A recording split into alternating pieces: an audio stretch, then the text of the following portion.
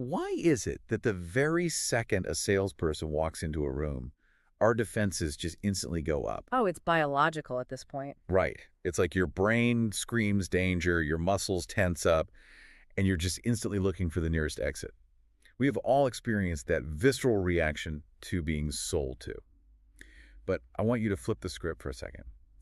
What if you were the one who has to pitch an entirely new strategy to your skeptical boss? Yeah, that changes the dynamic. Totally. Or what if you're an entrepreneur and you're trying to convince a client to take a chance on your startup?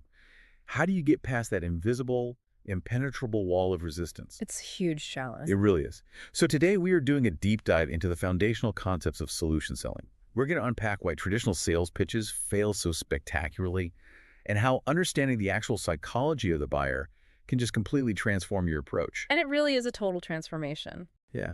By breaking down the exact stages of how people realize they even need a solution in the first place, you'll learn how to align yourself with your buyer, rather than fighting against them. Exactly, working with them. Right.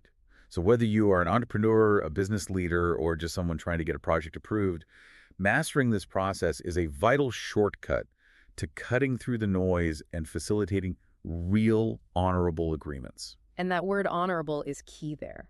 I agree. So let's just jump right in. We've got a lot of fascinating source material to cover today. And the core tension here is that we naturally want to lead with how great our idea is. Oh, of course. It's human nature. But to understand why that fails, we have to look at the psychological baggage your audience is carrying before you even open your mouth. Right, because they are not a blank slate. The modern buyer, and I mean, whether that's a corporate procurement officer or just a middle manager who has to prove a software license, they have survived decades of really aggressive, manipulative tactics. Oh, man. I'm having flashbacks to some terrible car dealerships. Exactly. If you think back to that quintessential 1980s stereotype, like the Joe Isuzu clone, the fast-talking, high-pressure salesperson whose entire goal was just to trap you in a corner. Just absolutely maneuver you until you sign something. Right. That era left a permanent scar on business culture. And because of that historical trauma, buyers today are just inherently suspicious of anyone pitching anything. Which makes total sense. It does. And you add to that the fact that today, buyers have infinite choices, right? They can compare everything online in 3 seconds. Oh, yeah. They've read all the reviews before you even walk in the door. Exactly. They are highly trained, they are suspicious, and they will hold you legally accountable if your pitch doesn't match reality. I feel that in my bones, honestly. I mean, I've been that exhausted buyer so many times. We all have. You get on a B2B Zoom call, you're just hoping to solve a really simple problem, and within like 3 minutes, you're totally paralyzed by information overload. Oh, the feature dumping. Yes. The rep just starts aggressively listing off 50 different technical specifications. They're dropping acronyms you don't know, and your brain just shuts down in self-defense. You just retreat. You completely retreat into inertia. You default to saying that classic line, let me think about it and get back to you. Which is the universal corporate code for, please leave me alone forever. Exactly. I'm never calling you back. The phrase our source text uses for this, which I just find so perfectly accurate, is that buyers are exhausted from being featured to boredom and confusion. Featured to boredom and confusion. Wow. That hits hard. Right. And that brings us to the core premise we are unpacking today. It's a rule that basically governs modern persuasion, and it's this: process beats product. Wait, hold on. Process beats product. Yep. That sounds completely backwards to me. I mean, if I'm launching a startup, all my investors are telling me I need to build a better mousetrap. Are you saying the quality of the mousetrap doesn't actually matter? I mean, it matters, sure, but it is rarely the deciding factor in a complex conceptual environment. Yeah. A lot of brilliant engineers and business leaders, they operate under this assumption that they must have the undisputed, objectively superior product on the market in order to win. Right, the spec sheet has to be perfect. But the reality of today's market is that true technological distinctiveness lasts for about 5 minutes. Because someone just copies it. Exactly. A Yeah. competitor replicates it almost instantly. So if your product is difficult to differentiate from your competitor's product, which, let's be honest, is true for almost everything out there, you cannot rely on the product to sell itself. So you're saying I don't need the absolute best product in the world? You need a reasonable product, yes. Yeah. But you need the best process. You must become different by the way you sell. The way you sell becomes the competitive advantage. Precisely. The person executing the superior process, the one who actually makes the buyer feel understood, safe, and in control, that person will beat the superior product pitched by a sloppy, aggressive seller. Every single time. Because buying is fundamentally an exercise in risk management, right?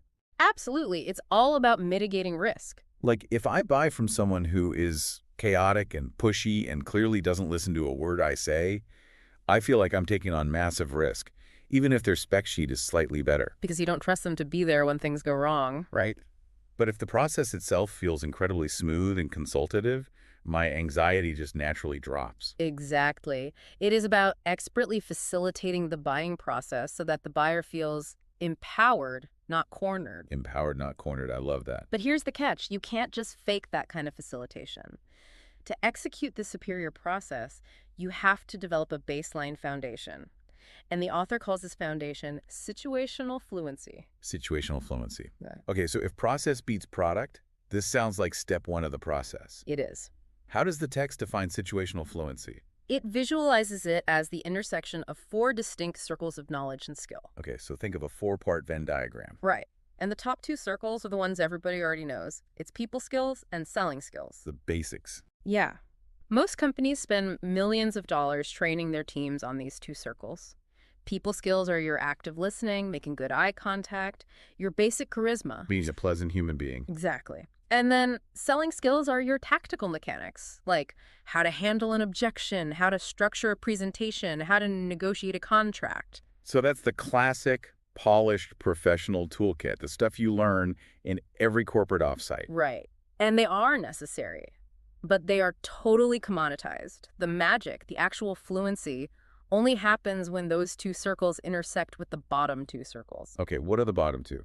Capability knowledge and situation knowledge. Capability knowledge, I assume that means knowing what your product actually does. Yes, exactly. It's your deep technical understanding of your own product or service. Which you'd hope most people have. You'd hope so.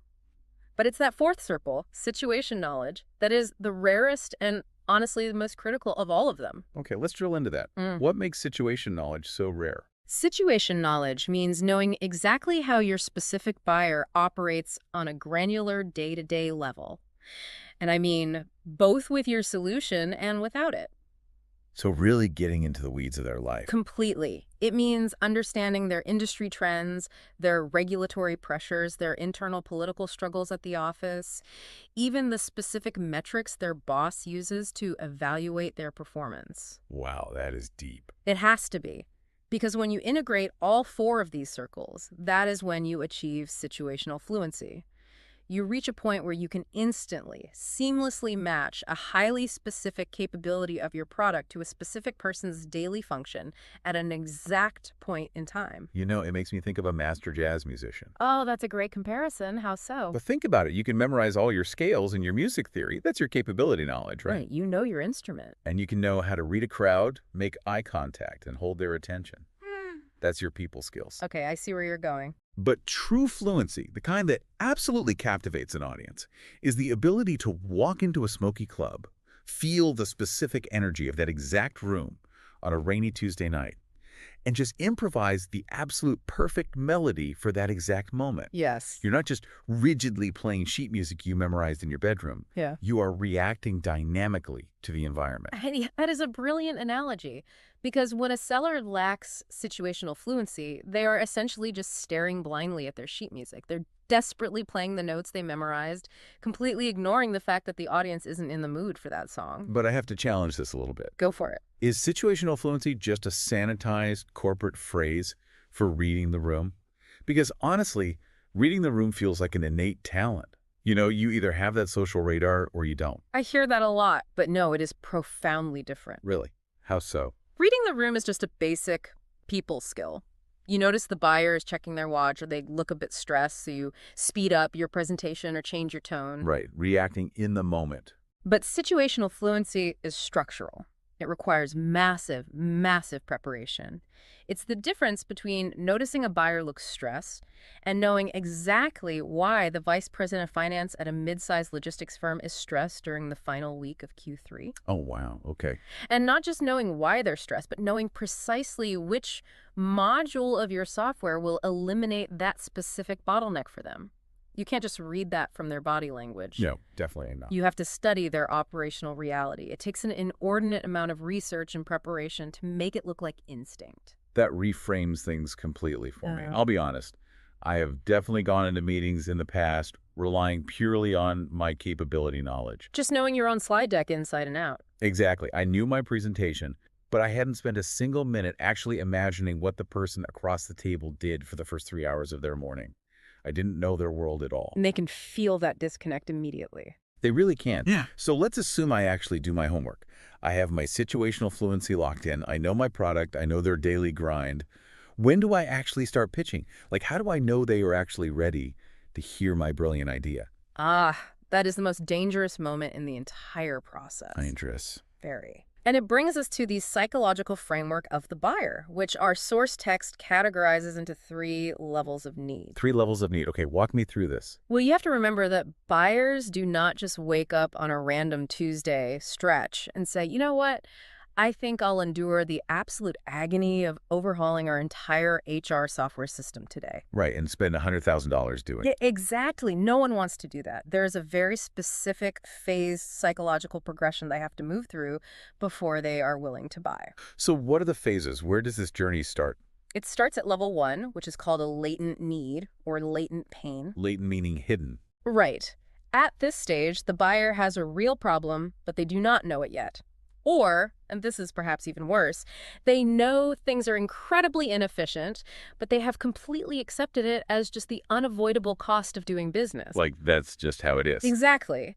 The seller, looking from the outside, can see the problem and the impending disaster clear as day.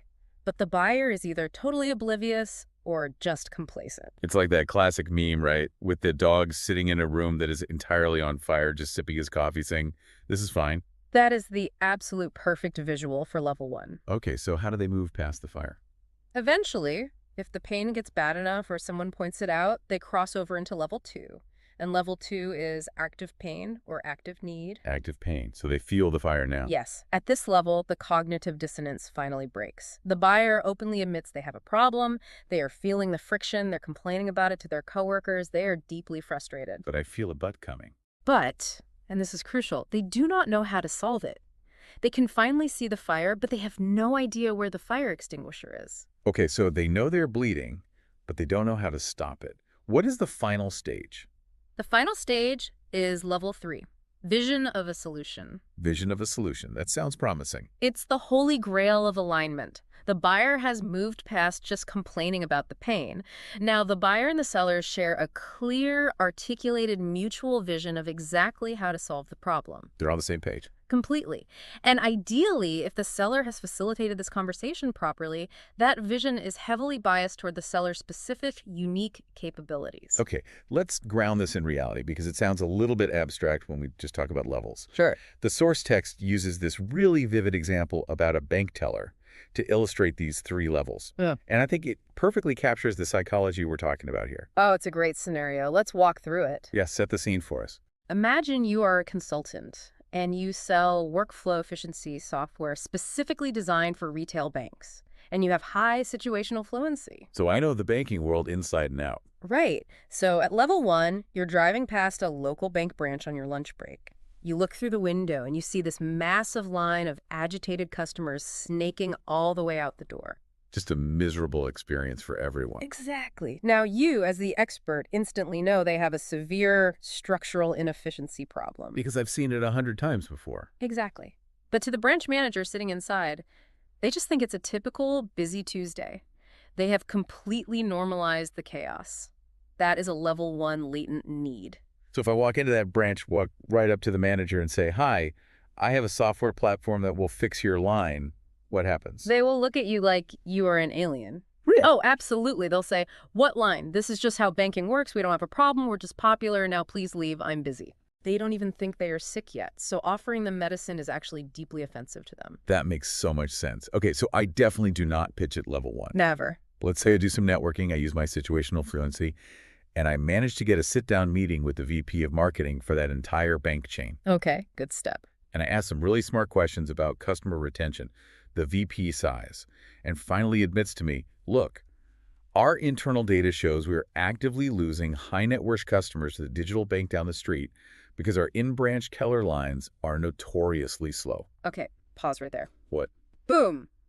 You have just reached level 2. Oh. Yes, they have admitted the act of pain. They know they are bleeding. Okay, so the VP is panicked. They say, it's a massive crisis, my CEO is furious, and I honestly have no idea how to fix it without hiring 100 new tellers we can't afford. That is textbook level 2. So this feels like the exact moment to strike, doesn't it? They just told me they have the exact problem that my software solves. Why shouldn't I jump in right here and say, hey, I have the perfect software for you? Because they don't have a vision yet. They only have panic. Panic isn't enough. No. If you pitch your complex software right now, you are dumping a massive cognitive load onto someone who is just looking for a Band-Aid. You're going to overwhelm them. So what do I do instead? You have to guide that VP through a consultative conversation until they can actually articulate a level 3 vision. I have to ask more questions. Yes. Through careful questioning, you want to lead them to a point where they say something like, okay, I see what you're saying. What I really need is a way for our existing tellers, while the customer is standing right at the window, to securely verify any complex account balance within 30 seconds without leaving their station. Wow. If I had that, we could speed up the line by 40% and stop the churn. That transition is incredible. I mean, they went from, we're losing customers and I'm totally panicked, to formulating this highly specific mechanical vision of the solution. Verifying balances in 30 seconds without leaving the station. Right. And presumably, that hyper-specific vision just so happens to perfectly match the core capability of my software. Exactly. That's the beauty of it. You didn't force your software on them. You helped them construct a vision that demands your software. You led them to water. Yes. But I've got to warn you, the discipline required to hold your tongue and not pitch during level 1 or level 2, it is immensely difficult for most professionals. I can imagine. You just want to blurt it out. It takes so much restraint. Thinking about this, it really is like going to the doctor. Let's hear it. Imagine if you walked into a brand new clinic for a standard routine checkup. You feel totally fine. Okay, level 1. Right. You walk into the exam room, and before you even sit down on that crinkly paper, before the doctor asks you a single question, takes your blood pressure, or even looks at your chart, they just walk in, hand you a prescription for heavy painkillers, and say, take these twice a day. They're the strongest on the market. Oh my God. You would be horrified. I would be furious. I'd say, you didn't even ask where it hurts. I don't even know if I'm sick. Why are you trying to drug me? And you'd probably call a lawyer. I would immediately leave and write a terrible review, for sure. Yet, when we are trying to persuade people in business, we commit this exact kind of malpractice every single day. It is absolute malpractice. We prescribe without diagnosing. We walk into a meeting with a slide deck full of our cures, and we just force them down the throat of someone who doesn't even know they have a disease. And the consequence of that malpractice isn't just a failed pitch. It actively damages your credibility. It makes them trust you less. Completely. It creates deep, sometimes irreversible friction.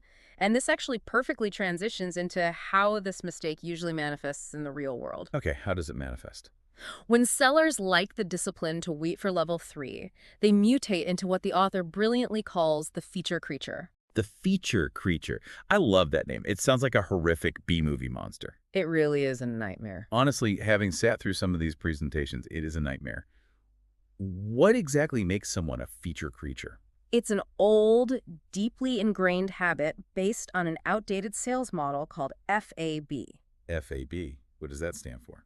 Features, advantages, and benefits. Ah, okay. For decades, traditional sales training taught people to just memorize their FAB statements and then aggressively list them off to anyone who would listen. Just a barrage of information. Right. The feature creature is a professional who bombards buyers with endless features, which are essentially just neutral technical facts about what a product is or what a service does. But wait, let me pause you there. Why is that so monstrous?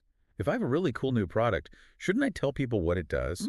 The research in the text says that feature statements actually put the seller in a negative position. They do. That blows my mind. How does stating a factual truth about my product hurt me? Because uninvited features instinctively invite objections.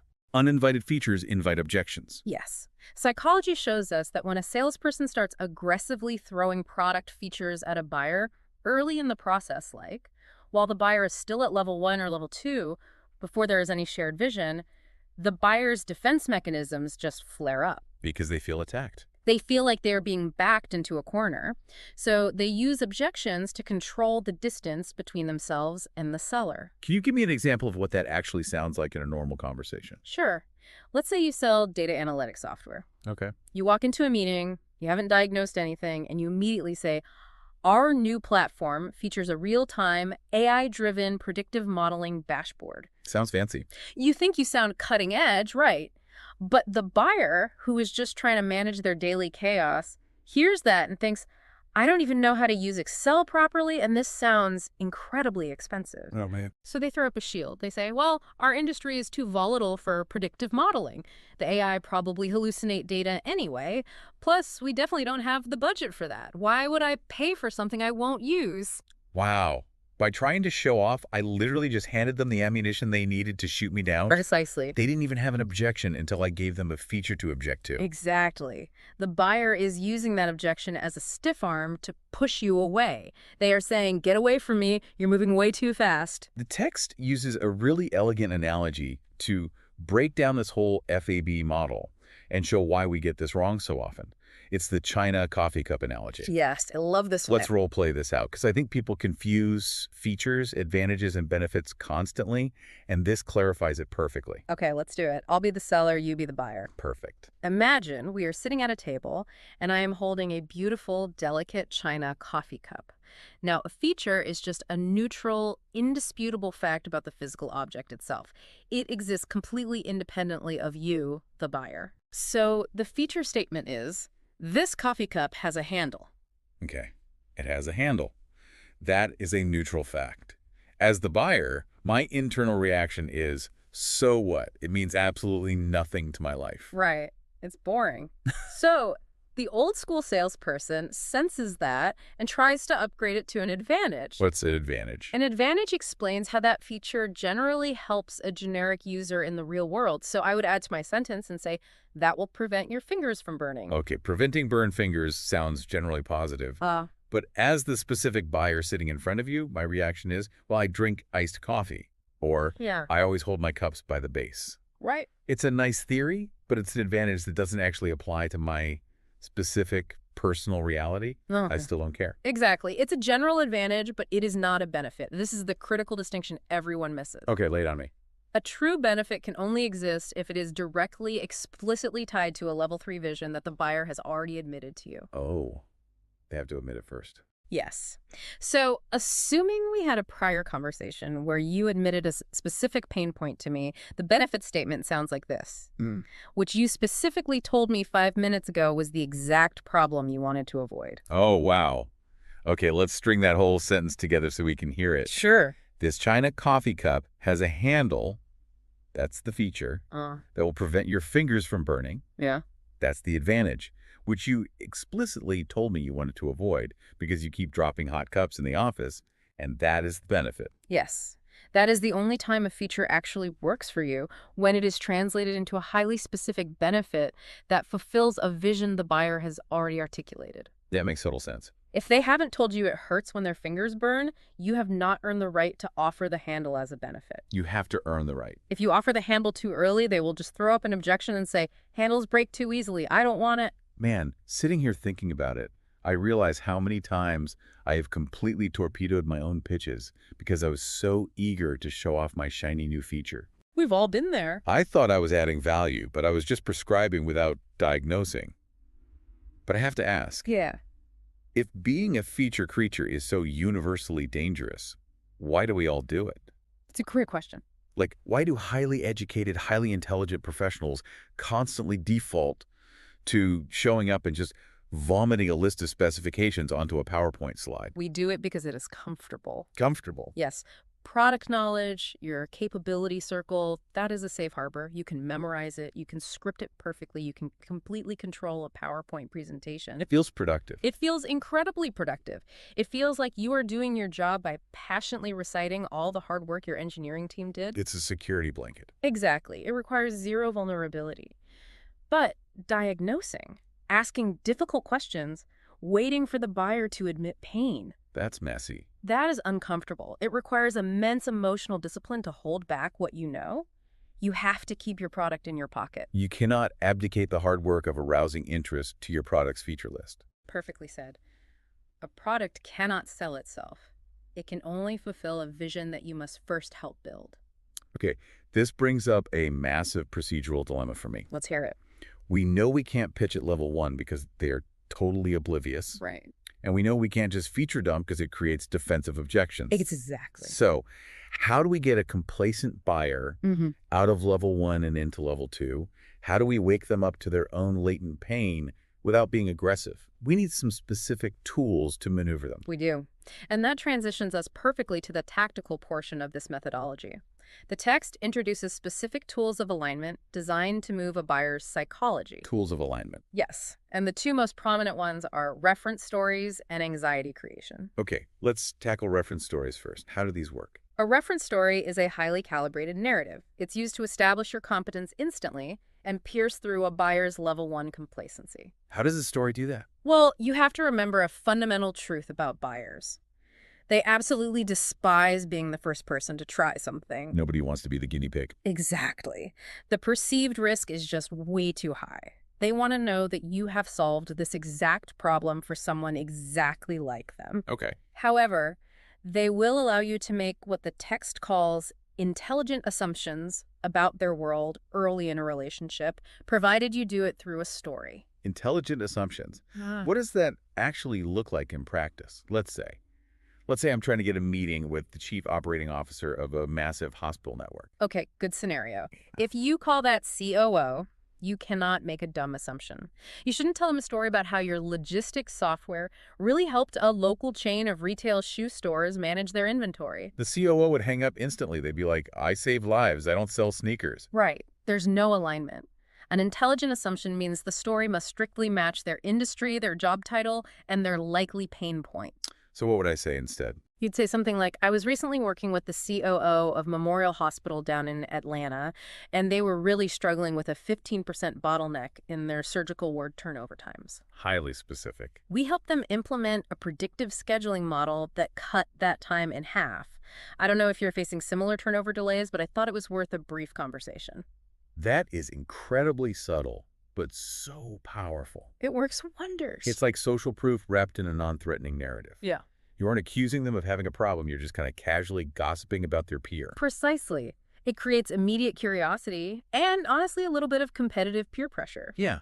The COO is going to lean in and think, wait, Memorial in Atlanta fixed their turnover times. How did they do that? We're still struggling with that. Exactly. You invite them to admit they share the pain by showing them a safe, proven path out of it. Okay, that makes sense. But what about the second tool? Anxiety creation. I'm going to be honest, just the name of this technique makes me a little uncomfortable. It sounds really intense. It is an intense, advanced technique. I won't lie about that. Yeah. It is essentially a mini-need development strategy. Mini-need development. Yeah. It takes a latent pain something lurking in the background that the buyer has completely normalized and brings it sharply, painfully into the foreground. Ouch. The goal is to set up a single bowling pin of anxiety that your product is uniquely designed to knock down cleanly. The source text has this totally visceral example of anxiety creation using a scenario at JFK Airport. It was written a while ago, so it's dealing with voicemail systems, but the psychology is absolutely timeless. Oh, it's a masterclass in scenario building. Let's walk through it. Yeah, please. Let's say you are selling an advanced telecommunications system, and your key feature is the ability to assign priority to specific messages, which at the time this was written was cutting edge. Right. So a feature creature would just walk in and say, our system lets you tag messages as high priority. And the buyer says, so what? I check my messages in order. I don't need that. Next. Right. So instead of doing that, you use anxiety creation. You look at this busy executive and you ask them to imagine a highly stressful, incredibly plausible scenario. Set the scene. You say, suppose you are at JFK Airport in New York. You are on your way to Dallas for the most critical sales meeting of your entire career. It's past 6 p.m., so your home office in Boston is closed. Okay, pressure is building. You only have 10 minutes to make your connecting flight. You sprint to a payphone. Or, today, your smartphone is at 1% battery and dying fast. Perfect uptake. Yes, your phone is at 1%. The loudspeaker is actively calling your final boarding group. You dial into your voicemail. You listen to the first 4 messages, and they are completely routine vendors calling lunch confirmations. Just junk mail. And then your battery dies. You have to run. You board the plane. 3 hours later, you land in Dallas, you plug in your phone, and you hear the 5th message. It's from your top client saying the Dallas meeting was canceled due to a massive emergency. Oh, man. My stomach just dropped just hearing that. And then the seller pauses and asks the critical anxiety question. What's the question? How would you feel having just flown all the way to Dallas, wasted 2 entire days of your life, all for a canceled meeting? The buyer's going to say, I would be enraged. Yeah. That would be an absolute nightmare. Exactly. You made them vividly feel the latent pain of their current unprioritized system. He really did. And then, and only then, do you follow up with a control capability question. Which is? You ask, what if your assistant could have assigned a top priority tag to that specific emergency message so that when you only had 2 minutes of battery left at JFK, you heard that message first? Would that capability help you avoid that nightmare? Wow. It's a surgical strike. It really is. Suddenly, priority messaging isn't just a boring technical feature on a spec sheet. It is a literal rescue mechanism. It is a life preserver. It becomes essential. But I have to push back hard on this. Go ahead. Making my client feel anxious. Intentionally stressing them out. If someone sat in my office and painted a nightmare scenario just to manipulate my emotions, I'd kick them out. Yeah. How is anxiety creation not just gross, manipulative fear-mongering? It's the most important question to ask, and the text confronts this ethical boundary directly by defining a concept called honorable selling. Honorable selling. Yes. Anxiety creation absolutely crosses the line into manipulation if it doesn't meet very strict criteria. What are the criteria? The seller must truly deeply believe they bring value. They must tell the absolute truth about what their product can do. And most importantly, the buyer must feel good about the process at the end. But how can they feel good if I just gave them a literal panic attack about JFK Airport? Because you didn't leave them stranded at JFK.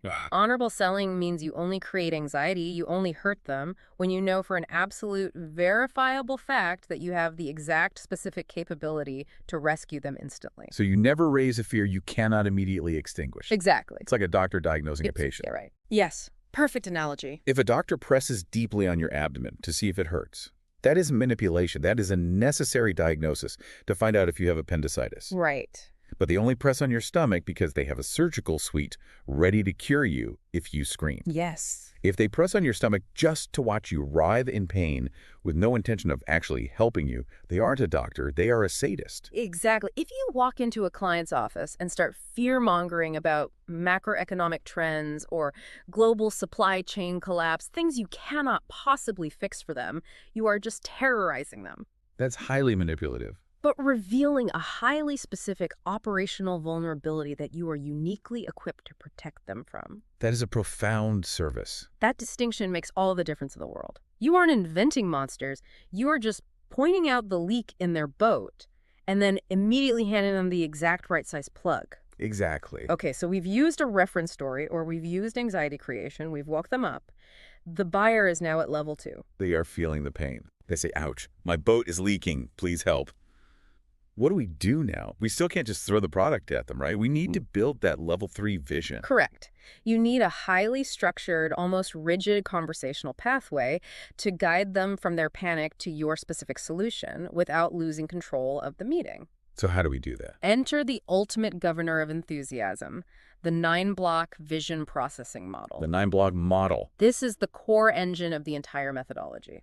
I want to spend significant time here because this seems to be where the actual persuasion happens. It's described as a 3x3 grid, right? Yes. Think of a tic-tac-toe board. Let's visualize this matrix. What are the vertical rows? The vertical rows dictate the type of question you are allowed to ask at any given moment. Okay. It prevents you from asking the wrong thing at the wrong time. Row 1 is open questions. Row 2 is control questions. Row 3 is confirm questions. Let's break those down. Why start with open questions? Why not just ask yes or no questions to save time?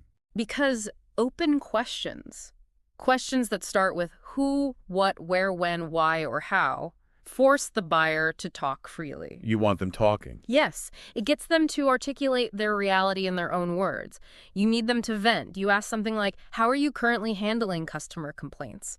You want them to talk for 3 minutes straight while you just take notes. But eventually they might start rambling, right? Or talking about things I can't actually fix. Exactly, which is why we move to row 2, control questions. Control questions. Right. Control questions are essentially multiple choice or highly directive questions. You use them to subtly steer the conversation away from areas you can't help with and toward your specific capabilities. So you're putting guardrails on their brainstorming.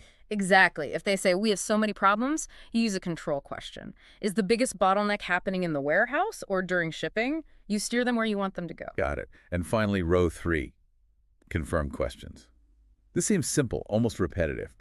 So what you're saying is, why is confirming so vital? Because of the psychology of ownership. What do you mean? If you tell a buyer what their problem is, they will naturally resist it.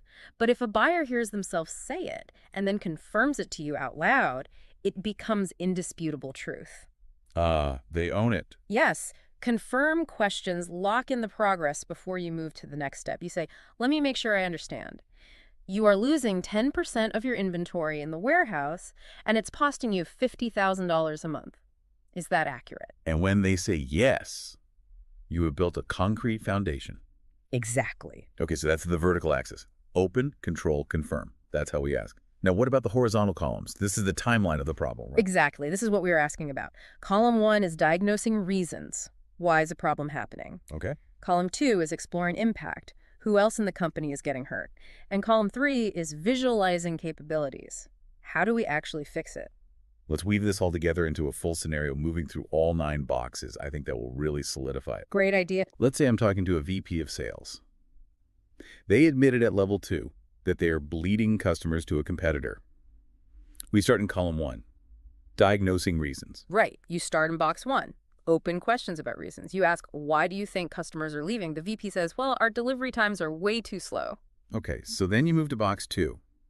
Control questions about reasons. I want to steer them to my specific software. So I ask, are the delivery times slow because of physical trucks breaking down or because the order processing software is lagging? I see what you did there. You don't sell trucks, you sell software. So you use a control question to steer the blame away from the trucks and squarely onto the software. Exactly. The VP says, yeah, actually, it's the software. It takes 3 days to process an order. So you go to box 3, confirm the reason. So the core reason you are losing customers is a 3-day delay in your processing software. Correct. And they say, yes, boom, column 1 is totally done. We know the exact reason. Right. Now we move horizontally to column 2, exploring impact. The text calls this the domino theory, which I find fascinating. The domino theory. We need to expand the pain. Yes. This is where most amateur sellers completely fail. They find a problem and immediately try to fix it. What's wrong with that? Because a problem isolated to one single department rarely gets budget approval from the higher-ups. You have to knock over the dominoes across the entire executive suite. Oh, I see. So we go to box 4, open question about impact. You ask, beyond your sales team, who else in the organization is being impacted by these slow deliveries? The VP of sales might say, well, the VP of marketing is furious because they are spending millions on ads and we are just bleeding the leads they generate. Perfect. Now you have a new domino. You move to box 5. Control question about impact. You want to steer the impact toward the ultimate decision maker. The person with the checkbook. Exactly. You ask, if sales is losing customers and marketing is wasting ad spend, has this started to severely impact your company's overall revenue? And if revenue is down, is your chief financial officer directly involved now? Wow. You are systematically spreading the panic. You took a localized sales problem and escalated it into a catastrophic company-wide crisis. And then box 6, confirm the impact. So this software delay isn't just a sales issue, it's actively damaging marketing ROI and causing the CFO to miss revenue targets. Is that a fair assessment? When they say yes to that, the urgency is massive. Huge. Now, and only now, are you ready for column 3? Visualizing capabilities. This is where you finally build the level 3 vision. Okay, box 7, Open question about capabilities. Yeah. How do I ask this without just pitching my product? You ask them to imagine a better world. You say, if you could wave a magic wand, what capability would your team need to stop this bleeding? The VP says, I just need a way to process orders instantly. Okay, box 8. Control question about capabilities. This is where I introduce my unique feature, but phrases the question right. Exactly. What if your team had a cloud-based portal that automatically verified inventory and processed the order in under 10 seconds, directly linking to the warehouse? Would that solve the CFO's revenue issue? And the VP's eyes just light up. They say, yes, that is exactly what we need. And finally, box 9. Confirm the vision. So, if we can provide a 10-second automated processing portal, you can retain your customers, satisfy marketing, and get the CFO off your back. Right. We agree on this vision. Yes, you have successfully navigated all 9 blocks. That is wild. You didn't pitch. You guided them through a psychological maze where they convinced themselves that your exact product is the only logical salvation for their entire company. That is legitimately brilliant. It completely re-engineers the power dynamic of a sales conversation. It really does. But let me throw a wrench in this perfect matrix for a second. Oh. What happens when I don't need to prospect? What if I'm just sitting at my desk and a buyer calls me up completely unprompted? Okay. They are practically vibrating with excitement. They say, I have this exact problem. My CFO is furious, and they need a 10-second automated processing portal right now. Please send me a proposal. Ah. This phenomenon is called happy ears. Yes, happy ears. When a seller hears this, they think they just won the lottery. Isn't it time to just write the contract? Why on earth would I force them through the 9 boxes if they already have a level 3 vision? Because in complex sales, a silver platter is almost always a trap. A trap.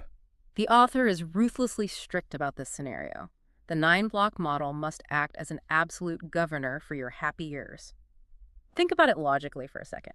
If a buyer calls you with a highly specific, perfectly articulated level 3 vision that includes features you didn't even teach them about, where did they get that vision? Oh. Yeah. They got it from my competitor? Exactly. Yeah. Your competitor spent 3 weeks expertly taking them through the 9 boxes, building a vision perfectly aligned with their product. Wow. And now the buyer is calling you because their internal procurement department requires 3 competitive bids before they can legally sign the contract with your competitor. So I am just column fodder. You are column fodder. You are column B or column C on a spreadsheet brought in purely to offer a fake price quote to justify the purchase of column A. That is depressing. If you just rubber stamp their request and say, sure, we can do that, here's our price, you have 0 leverage. You will lose, or you'll be forced to drastically cut your price just to stay relevant. So how do I escape the trap? How do I use the 9 boxes on someone who is already at level 3? You use the grid to re-engineer their vision. You have to walk them backward. Walk them backward. Yes. When they say, I need a 10-second portal, you don't say yes. You say, we can absolutely discuss portals, but before we look at solutions, I really need to understand your business. Why is 10 seconds the benchmark? How is this impacting your warehouse team? You force them back into column 1 and column 2. Exactly. You deconstruct the competitor's vision and you rebuild it using your unique capabilities. You essentially diagnose them even when they hand you a prescription. Yes. You say, I know the other doctor prescribed this, but I don't practice malpractice. I need to run my own tests. I love that. Yes. Doing that establishes incredible authority. It proves you are a peer, a consultant, and not just a desperate order taker hungry for a commission. It is the ultimate flex of professional discipline. Never prescribe without diagnosing, and never blindly accept a prescription written by a competitor. Let the buyer co-author the solution with you on your terms. Man, this entire deep dive has been a massive paradigm shift. It really reframes everything. If I internalize all of this, it completely changes what it means to actually sell or persuade. It isn't about aggression at all. Not even a little bit. It isn't about forcing an idea down someone's throat. It is about becoming an expert facilitator of human psychology. That's exactly what it is. By respecting the 3 levels of need, we honor the buyer's timeline instead of rushing them. By killing our internal feature creature, we stop handing them ammunition to reject us. And by mastering tools like the 9-block matrix, you stop sitting across the table as an adversary, and you move to their side of the table as a diagnostic partner. That is the soul of this entire methodology. If you can help someone untangle their own messy reality, accurately diagnose their pain, and guide them to a vision of success, they won't just buy your product. They will trust you implicitly. And that is why, ultimately, The process will always beat the product. Every single time. But let's play this out to its natural conclusion. Okay. You've done everything right. You mapped the 9 boxes perfectly. You have a shared vision. The buyer is incredibly enthusiastic. Sounds like a where. But what happens a month later when that exact same enthusiastic buyer suddenly stops returning your emails? Oh, the ghosting. What happens when they enter the later, honestly more terrifying stages of the buying cycle and they suddenly start throwing up completely new objections, demanding you justify every single penny of the cost, and acting like they never agreed to anything? It happens to the best of us. How do you predict and survive the inevitable, treacherous shifting of the buyer's mind? That is a whole other challenge. Yeah, that is exactly what we will uncover in our next deep dive. What if the reason you are losing deals isn't because your product is lacking, but, well, because you're trying to sell to people who don't even know they have a problem yet? Or, actually worse, what if they do know what they want, but their vision of the perfect solution was basically planted in their brain by your biggest competitor? Oh, man. That is the ultimate salesperson's nightmare right there. Right. I mean, you're in the room, you're delivering your absolute best pitch, and as you're speaking, you just slowly realize the buyer is mentally checking off boxes on a list that your competitor wrote for them. You've essentially lost before you even opened your mouth. Exactly. And you walk out of those meetings completely bewildered. Mm-hmm. You know, you had the features, you had the right price, but the buyer just hits you with that dreaded, we'll think about it. The kiss of death. Total kiss of death. Mm. Well, today we are going to completely flip that script. We are taking a deep dive into Chapter 2 of Michael T. Bosworth's book, Solution Selling. Yeah, specifically looking at the strategies to facilitate, influence, and control the buying process. Right. We are going to reveal the exact, psychological mechanics of how to take a buyer from just a vague sense of discomfort to a crystal clear, urgent vision of a solution. And not just any solution, but a solution that only you can provide. It is so powerful. Today, you are about to learn how to methodically diagnose a buyer's pain rather than just, aggressively pitching them a product. Which is what most people do. Exactly. And this matters profoundly for anyone in business, whether you are an entrepreneur, an enterprise software rep, or even just someone trying to get budget approval for a project internally. It just shifts the entire paradigm. Yeah. You stop being this pushy vendor trying to force a transaction, and you become a collaborator. You guide the buyer to uncover their own needs, which allows you to create eager buyers rather than resistant targets. Okay, let's unpack this, because this whole idea of creating a buyer or controlling the process, it sounds amazing, but it also sounds really daunting. Can be, yeah. Where do you even begin? So the source material starts by breaking this down into a very specific mechanical process. They call it the 9-block vision processing model. Right, the 9-block model. And I just love a good mental framework. So if you are listening to this, imagine a tic-tac-toe board. Just a simple grid with 3 rows and 3 columns. Okay, yep, visualizing it. This grid is basically your map for navigating a conversation with a buyer who has admitted they have a problem, what the book calls a pain, but who just doesn't know how to solve it yet. The grid visualization is super essential here. I mean, the 9-block model is designed to stop sellers from doing the absolute worst thing they can do when they hear a customer's problem. Which is instantly jumping to the solution. Exactly. Yeah. Instantly pitching. We call that premature elaboration. Premature elaboration. That's a great term. It's deadly to a deal. So the columns across the top of this grid, they represent the progressive steps of a proper diagnosis. Okay, so moving from left to right. Right. Column 1 is exploring the reasons for the problem. Column 2 is exploring the organizational impact of the problem. And then column 3 is visualizing the capabilities needed to solve it. Okay, got it. And then going down the side of the grid, the rows represent the types of questions you actually ask at each of those stages. Yep, the tool set. Right, so row 1 is open questions, row 2 is control questions, and row 3 is confirm questions. Precisely. And the key is you navigate this grid block by block. You don't skip around. No, you do not move to the right until you've moved all the way down the current column. Okay, so let's start in the top left corner then. Column 1, row 1. Diagnosing the reasons using an open question. Right. The example they use in the text is a vice president of sales who admits they aren't meeting their revenue goals. That is their pain. It's their stated problem. And most inexperienced salespeople hear that and immediately think, oh, you're missing goals. I have a software that boosts sales by 20%. Right, they just pounce on it. Yeah, they pounce. But the 9-block model says, no, you stop. You just ask an open question like, tell me about it. What do you think is causing you to miss those goals? It's incredibly broad. Yes. And that broadness is highly intentional. What's fascinating here is the psychology behind the open question at this very specific moment in the relationship. Because you don't really know them yet. Exactly. At this early stage of the conversation, your primary objective as a seller is not to gather hyper-specific data so you can formulate your pitch. Okay. Then what is it? Your objective is to establish comfort. When you ask a broad, open question, you are giving the buyer the floor. You're basically giving them permission to vent. To complain. Yeah, to complain. To explain their situation entirely from their own subjective viewpoint. It's kind of like going to a doctor, right? Oh, that's a good comparison. Like if you walk into a clinic and say, hey, my stomach hurts, and the doctor immediately says, great, take these antibiotics, here's your prescription, have a nice day, you wouldn't trust that doctor at all. Not for a second. You'd feel completely dismissed. Right. A good doctor sits down, looks you in the eye, and says, tell me more about the pain. When did it start? What does it feel like? They let you explain it first. That is a perfect analogy. I mean, if a doctor prescribes medication without diagnosing the underlying cause, it's literal malpractice. Yeah, they could lose their license. Exactly.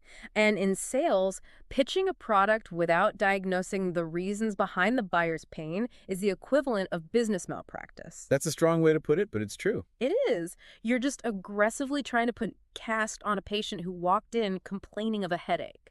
The open question demonstrates that you are there to listen, not just to talk. It signals to the buyer that you actually view them as an individual with a unique context, not just another target on your quota list. And let's be real about human nature here. People love to talk about their problems. Oh, absolutely. If they feel they have a sympathetic ear, they will just go on. The VP of sales might say, well, our reps are lazy, our pricing is too complicated, the market is down right now. They might give you 10 different reasons. And you just sit there and absorb it. You just let them empty their cup. You let them empty their cup. I like that. Yeah. And once you have listened, once the buyer has had that chance to thoroughly explain their situation, you've essentially earned the right to move down to the second row of the grid. Right. You move down. You transition from open questions to control questions. And this is where the dynamic of the conversation fundamentally shifts. You move from being a passive listener to being, an active diagnostician. This is the pivot. And here's where it gets really interesting, because the book introduces this incredible metaphor for control questions. It calls them bowling pins. Yes, the bowling pins. I love this concept. It's so good. The idea is that you, as the seller, are intentionally setting up bowling pins in the buyer's mind. And your sole intention is to knock them down later when you finally reveal your product's capabilities. That is the absolute essence of it. A control question is a diagnostic question that is heavily biased toward the specific product or service you are selling. But you still aren't pitching the product yet. No, absolutely not. But you are carefully, injecting the capabilities of your product into the buyer's consciousness. You do this by asking if a lack of those specific capabilities is the reason for their pain. Okay, let's stick with that VP of sales who is missing their goals. Good idea. Let's say you represent a company that sells a business television network, like a communication tool for really large distributed teams. Okay, yep. So instead of saying, hey, we have a great TV network for you, you just reach into your bag, pull out a bowling pin, and set it up. He's at the pin. You ask a control question, something like, is it possible you're missing goals because you do not have the ability to communicate product and price changes easily to your 1,500 field reps? Notice how specific that phrasing is. Yeah, it's very targeted. First off, it is a closed question. It's a yes or no question, which is what gives it that element of control. You're reining the conversation back in from the broad venting of the open question. Right, you're taking the steering wheel back. Exactly. But more importantly, it introduces a highly specific capability like communicating price changes easily to a massive distributed team that your product just happens to excel at providing. It's not a random question at all. It's a very targeted strike. Right. And if the buyer says, yes, actually, that is a huge part of the reason. We change pricing weekly and the reps are always selling on outdated sheets. Well, you have just successfully set up a bowling pin. Wow. You've guided the buyer to admit that the absence of your product's specific feature is a root cause of their pain. Wait, okay, stop right there. Let's really look at this. Because if I'm a buyer, or honestly even just a newer salesperson listening to this, this might raise some red flags. Sure, I can see that. Isn't this just a trap? Like, if I'm leading the witness this aggressively, making them answer questions that are designed to perfectly frame my product, doesn't that destroy trust the second they realize what I'm doing? That's a very fair concern. Nobody wants to feel like you're being walked down a narrow hallway into a sales pitch. This raises a super important question, and it's a very common hurdle for professionals who are just transitioning to this methodology. You have to understand the massive difference between setting a trap and testing a diagnostic hypothesis. Okay, unpack that difference for me. Well, a trap implies you are trying to force a buyer to admit to a problem they don't actually have, just so you can sell them something useless. Right. Sleazy sales tactics. Exactly. Diagnosis, in the context of the 9-block model, is about using your deep industry expertise to help the buyer uncover structural realities that they might just be totally blind to. Uncover structural realities. Give me an example of how that actually feels different to the buyer. Think about it from their perspective. They know their sales are down, but they might be totally overwhelmed. They might think it's macroeconomics or just bad luck. Right. You come in having seen this exact problem at 50 other companies, and you ask your control question about communicating price changes. If they genuinely do not have that problem, like if their communication is flawless, they will just say, no, our intranet handles that perfectly. Oh, I see. And what do? You don't force it. You don't argue with them. You simply move on and try setting up a different pin. You just test a different hypothesis. Ah, okay. So the trust isn't broken because you actually accept their no. Exactly. But if they do have that problem, and they just hadn't quite articulated it that way before, your question feels like a revelation to them. It's a light bulb goes off. Yes. You aren't trapping them. You are shining a flashlight into a dark corner of their business. They don't feel manipulated. They feel deeply understood by an expert who knows their industry's common pitfalls. You're just helping them articulate their pain with more precision than they could on their own. Precisely. Okay, that reframes it completely for me. You're acting as a consultant, testing hypotheses based on historical data. And if the hypothesis is correct, the buyer feels like you're reading their mind. They really do. Which leads us to the bottom row of the first column of the grid, confirm questions. This is where you summarize everything you've just uncovered. Yes, the confirm question allows the seller to repeat the diagnosis back to the buyer to ensure absolute clarity. But you don't just read it back chronologically like a court stenographer. That would be pretty robotic. Yeah, it doesn't work. You repeat it in what Bosworth calls emotional order. Emotional order. Right. You summarize the reasons they just agreed to, prioritizing the ones that clearly cause them the most distress or frustration. It shows that you have grasped not just the cold facts, but the emotional weight of their specific situation. So you'd say something like, okay, let me make sure I have this right. The primary reasons you are missing your revenue goals are, first and foremost, you lack the ability to easily communicate critical price changes to your 1,500 field reps in real time. And secondly, because of that, reps are discounting aggressively because they just aren't confident in the new specs. Do I understand you correctly? It is the ultimate validation. It's like holding up a mirror. You're saying, this is the reality you are dealing with, right? And when they nod and say yes, you have successfully navigated that entire first column of the 9-block model. And look at what you've accomplished here. It's huge. You haven't mentioned your product once. You haven't done a single demo. But you have fundamentally reshaped how the buyer understands their own problem. And you've quietly planted the exact parameters of your solution into their mind. It really is a masterful way to build foundational trust. It is. But, we can't stop there. So you've perfectly diagnosed the problem. Yeah. The buyer completely agrees their communication system is broken and it's causing them to miss goals. Yeah. But here's the harsh reality of corporate life. Oh, yeah. Companies do not spend $100,000 or honestly even $10,000 to fix a minor headache. No, they don't. If you stop the conversation right here, the VP of sales is just going to say, wow, you really understand my problem. Thanks for the therapy session. But we don't have budget for a new tool this year. We'll just try to send better emails. And you lose the deal. You completely lose the deal. Yeah. To win, you have to prove this headache is actually a terminal disease. And that's where the domino theory comes in. If we connect this to the bigger picture, we really have to look at the mechanics of corporate budgeting. Most individual buyers, even vice presidents, have pretty limited discretionary funds. Right. If the pain is contained entirely within their own silo, it's very hard for them to build the internal consensus and the urgency required to get a major purchase order signed off by the CFO. They just don't have the juice. Exactly. The domino theory is the methodical process of uncovering who else in the organization is suffering because of the initial buyer's problem. You are basically tracking the cascading systemic effects of the pain. Moving to the second column of our grid, exploring impact. Yes. I really love the domino theory concept because it's so visual. Let's walk through it using our leaky sink analogy. Let's do it. Imagine you find a leak under your bathroom sink. It's dripping into a little plastic bucket. Is it annoying? Yes. But maybe you're busy, so you just empty the bucket once a week. You just manage it. Right. You ignore it for a month. Right. You are not calling an emergency plumber at midnight for a little drip in a bucket. Right. The pain is isolated. The impact is extremely low. But what if you trace that leak? Yeah. What if you realize the bucket overflowed weeks ago? The water has been seeping through the floorboards. It's actively rotting out the ceiling in your newly renovated kitchen downstairs, and it's threatening the structural foundation of the house. Then it's a completely different story. Suddenly, that little drip under the sink isn't just an annoyance. It is a massive drop-everything-and-fix-it emergency.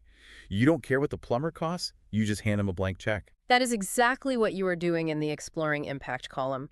You are transforming a departmental drip into a foundation-threatening flood. Wow. You start this process with an open impact question. So, continuing with our VP of sales, the first domino has fallen.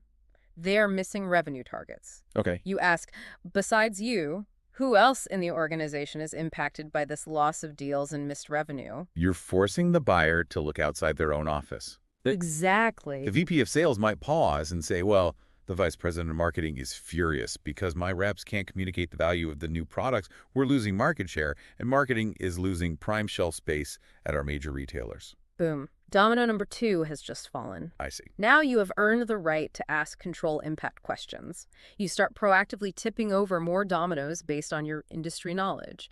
You ask, if you are losing customers and marketing is losing shelf space, has this ultimately impacted your company's overall top-line revenue? And the VP obviously says, of course it has. We're down 8% this quarter. So you tip the next domino. Then is your VP of finance or even your CEO directly impacted by this situation? Are they breathing down your neck? Yes.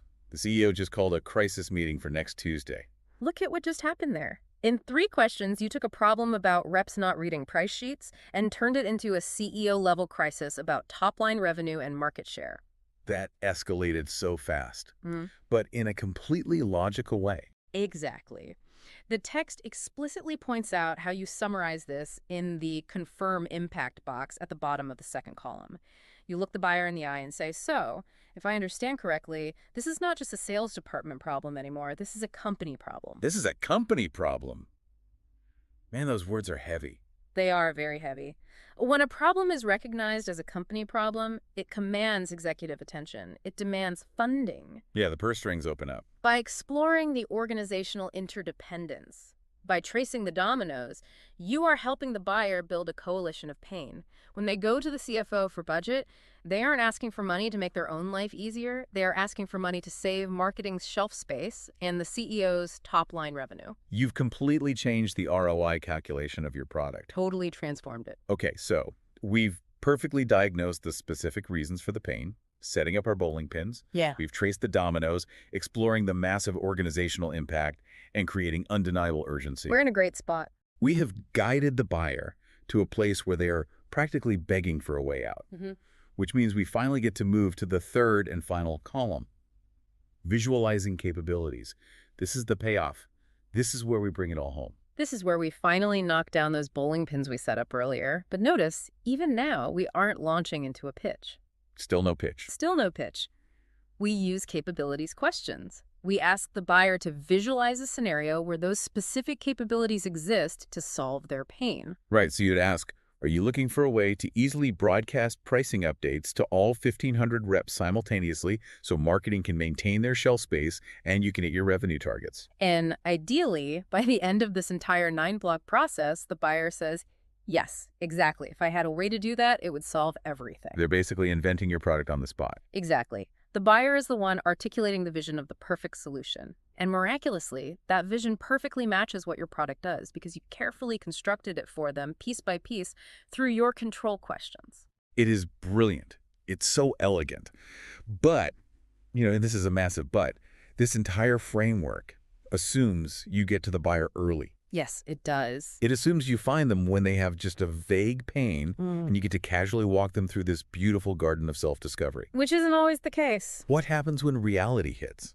What happens when a buyer comes to you, you sit down in the boardroom, and before you can even open your mouth to ask your first beautiful open question, the buyer slides a spreadsheet across the table and says, hey, we've already done our research. We need a system that has feature X, feature Y, and feature Z. Can you do that, and what's your price? That right there is the most dangerous moment in a salesperson's career. But wait, why is that dangerous? Like, if I'm a seller and I look at that spreadsheet and my product has feature X, Y, and Z, my first instinct is to do a happy dance under the table. Of course it is. It feels like a layup. Right. I'm thinking, awesome, I don't have to do any discovery. I don't have to set up any bowling pins. They already know what they want, and I have it. This is going to be the easiest, fastest deal of my life. My instinct is to just grin and say, great news, we have all of that. Let me send you a quote. And if you do that, you will lose the deal 95% of the time. That's crazy. Why? Bosworth refers to this knee-jerk reaction as premature elaboration again. If a buyer walks into a meeting with a fully formed, highly specific, bullet-pointed vision of exactly what they need, you have to stop and ask yourself one critical question. Where did that vision come from? Oh, they probably didn't invent it in a vacuum. Exactly. If you didn't help them create that vision through the 9-block process, it is almost guaranteed that one of your competitors did. Oh, wow. A competitor got to them first. A competitor asked the open questions, set up their own unique bowling pins, and guided the buyer to a vision that perfectly matches the competitor's product. You know, I've been there. I remember early in my career, working in software, a prospect handed me an RFP, a request for proposal. Oh, the dreaded RFP. It had 50 highly specific technical requirements, and I stayed up all night checking every single box. We could do it all. We came in 10% cheaper than the incumbent. I thought it was an absolute lock. And what happened? We lost. I found out later they went with the company who actually helped them write the RFP in the first place. I was furious. You were furious, but you were also a textbook example of what the industry calls column fodder. Column fodder. That is a brutal phrase. It's brutal, but it's incredibly accurate. If you just look at their competitor-planted checklist and say, yep, we have that, you are falling into a massive psychological trap. I'm just agreeing to their terms. Right. You are prescribing without diagnosing. You haven't established any relationship. You haven't built an ounce of trust. You haven't demonstrated any unique competence beyond just basic product knowledge. So I'm just a spreadsheet sell to them. To that buyer, you are nothing more than a commodity. You are just a vendor in column B on their spreadsheet. And the only reason you are even in the room is because corporate policy requires the buyer to get 3 competing quotes before they can sign the contract with the competitor they already want to buy from. Just ticking a compliance box. Exactly. You are fodder for their spreadsheet. That hits so close to home. Yeah. So how do you avoid becoming column fodder? Like, if you walk into that room and realize the buyer is entirely under the spell of a vision planted by your competitor, how do you break it? You can't just say, hey, your vision is wrong, my competitor tricked you. They'd throw you out of the room. Oh, yeah. They would immediately get defensive. You have to engage in a delicate process that Bosworth calls vision re-engineering. Vision re-engineering. Yes. You have to deconstruct the competitor's vision and rebuild it around your own strengths. And the primary surgical tool for vision re-engineering is a technique called anxiety creation. Okay, let's unpack this, because anxiety creation sounds pretty intense. How do we ethically create anxiety in a buyer who thinks they know exactly what they want? You do it by introducing a critical capability that they haven't thought of, a capability that only your product has and that the competitor's product completely lacks. Wow. You have to create cognitive dissonance. The text gives a very specific, almost magical phrasing for this. When the buyer states their strict requirements, you do not say, we have that. You don't just agree. No, you validate them briefly, and then you ask, are you also looking for a way? And then you insert your unique differentiator. That word also is doing a lot of heavy lifting there. It is the hinge upon which the entire deal swings. Let's use the concrete example from the book. Yeah. So you are selling an enterprise voicemail system. The buyer comes in, arms crossed, with a vision created by your competitor. Right. They say, look, we know what we want. We need a system that can take voice messages and automatically page our field reps when a message comes in. Now, your competitor does that. You do that too. But if you just say, we can do that, You are column fodder. You'll probably lose on Not price. exactly. So you use anxiety creation. You say, we can certainly handle automatic paging. Tell me, are you also looking for a way to have priorities assigned to your voice messages so your reps know which pages are emergencies and which can wait? What's fascinating here is the neuroscience of how the buyer is forced to react to that question. It's a pattern interrupt. It totally breaks their flow. Right. When you ask that, are you also looking for a way to question? There are really only three possible answers the buyer can give. They can say yes, they can say no, or they can say, what's that? Okay, let's play out the scenarios then. If they say, yes, we absolutely need priority messaging, then great. You just uncovered that they want your unique feature. You have a massive advantage. Yep, you're in the driver's seat. If they say, no, we don't care about priorities, all pages are equal, well, maybe you aren't a good fit, or maybe you need to find a different, unique differentiator to bring up. But the real magic, the moment the balance of power shifts, is when they give the third answer. When they say, what's that? Precisely. When the buyer furrows their brow and asks, what do you mean, assign priorities? Their original competitor-provided vision is instantly shattered. Because it's no longer complete. Exactly. You have successfully introduced a variable they hadn't even considered. You've exposed a blind spot. And exposing that blind spot creates a mild but highly effective sense of anxiety. Cognitive dissonance kicks in. The buyer's internal monologue suddenly shifts from this arrogant certainty to doubt. They start second-guessing everything. Right. They think, wait, is priority messaging something I should have thought of?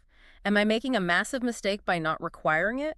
Are my reps going to be waking up at 3 a.m. for non-urgent messages just because I bought the wrong system? Oh, I can feel the panic. Right. At that exact moment, their pre-existing vision is no longer sufficient to solve their pain. And because you are the one who exposed the blind spot, they look to you to fix it. Exactly. You now have the opportunity to rebuild their vision, to re-engineer it around the unique strengths of your product. You get to start running your own 9-block model all over again. Exploring the reasons why priority messaging is critical. Tracing the domino effect of what happens when reps burn out from non-stop, non-urgent paging. Yes. You essentially take a sledgehammer to the competitor's carefully constructed vision, but you do it so politely just by asking a question that the buyer actually thanks you for it. That is wild. You shift instantaneously from being a vendor taking an order to being a trusted consultant, diagnosing a critical vulnerability. And that transition is really the core philosophy of this entire chapter. It's about impulse control. When a buyer tells you exactly what they need, you must suppress your excitement. You have to bite your tongue. You must have the profound discipline to diagnose before you prescribe, even when the prescription seems painfully obvious. Which brings us to the final and perhaps most counterintuitive realization of this entire methodology, the idea that process beats product. Process beats product. The book states this unequivocally. You do not need the best product to win in a highly competitive market. You only need a reasonable product, a capable product. That feels wrong to say, but I know it's right. It is. The best salesperson, armed with the best diagnostic process, will beat the superior product almost every single time. Here's where it gets really interesting, because it's a profoundly difficult concept for many product-focused companies, especially in tech or manufacturing, to actually accept. Oh, engineers hate this. They do. Engineers and founders want to believe that the best features automatically win. But if we connect this to the bigger picture of human psychology, it makes perfect sense. Buyers are not purely rational algorithms optimizing for feature sets. Not at all. Buyers are human beings, and human beings buy from other human beings. They buy from someone they like. They buy from someone who is sincere. They buy from someone who proves their competence, not by reciting a technical spec sheet faster than the next guy, but by deeply, methodically understanding the buyer's specific, unique pain and exploring its impact. Let's do a side-by-side comparison to really drive this home. Let's contrast two sellers competing for the exact same massive account. Let's look at seller A, who Bosworth affectionately calls a feature creature. A feature creature. We all know a feature creature. We absolutely do. Seller A walks into the boardroom, hears a faint whisper of a problem from the buyer, and their eyes just light up. They immediately open their laptop, connect to the projector, and launch into a flashy, heavily rehearsed 45-minute product demonstration. Just blasting them with features. Showing off every bell, every whistle, every API integration, every dashboard metric. They are talking a mile a minute. They are fundamentally convinced that if they just show the buyer how objectively amazing and shiny the product is, the product will magically sell itself. And what is the buyer doing during those 45 minutes? Just pay attention to the body language. They're checked out. They are leaning back in their chair, arms crossed, mentally looking for reasons why those specific features won't work in their unique, complex environment. They're thinking, oh, our legacy system won't integrate with that dashboard, or, oh, my team is too old school to use that interface. The seller's doing all the heavy lifting. Exactly. Sweating, trying to force their prepackaged solution onto the buyer's unexamined problem. It's aggressive. And honestly, it's exhausting for everyone in the room. Now let's look at Seller B, who has actually mastered the solution selling process. Contrast is night and day. Seller B walks into the exact same room, but they keep their product entirely in their pocket.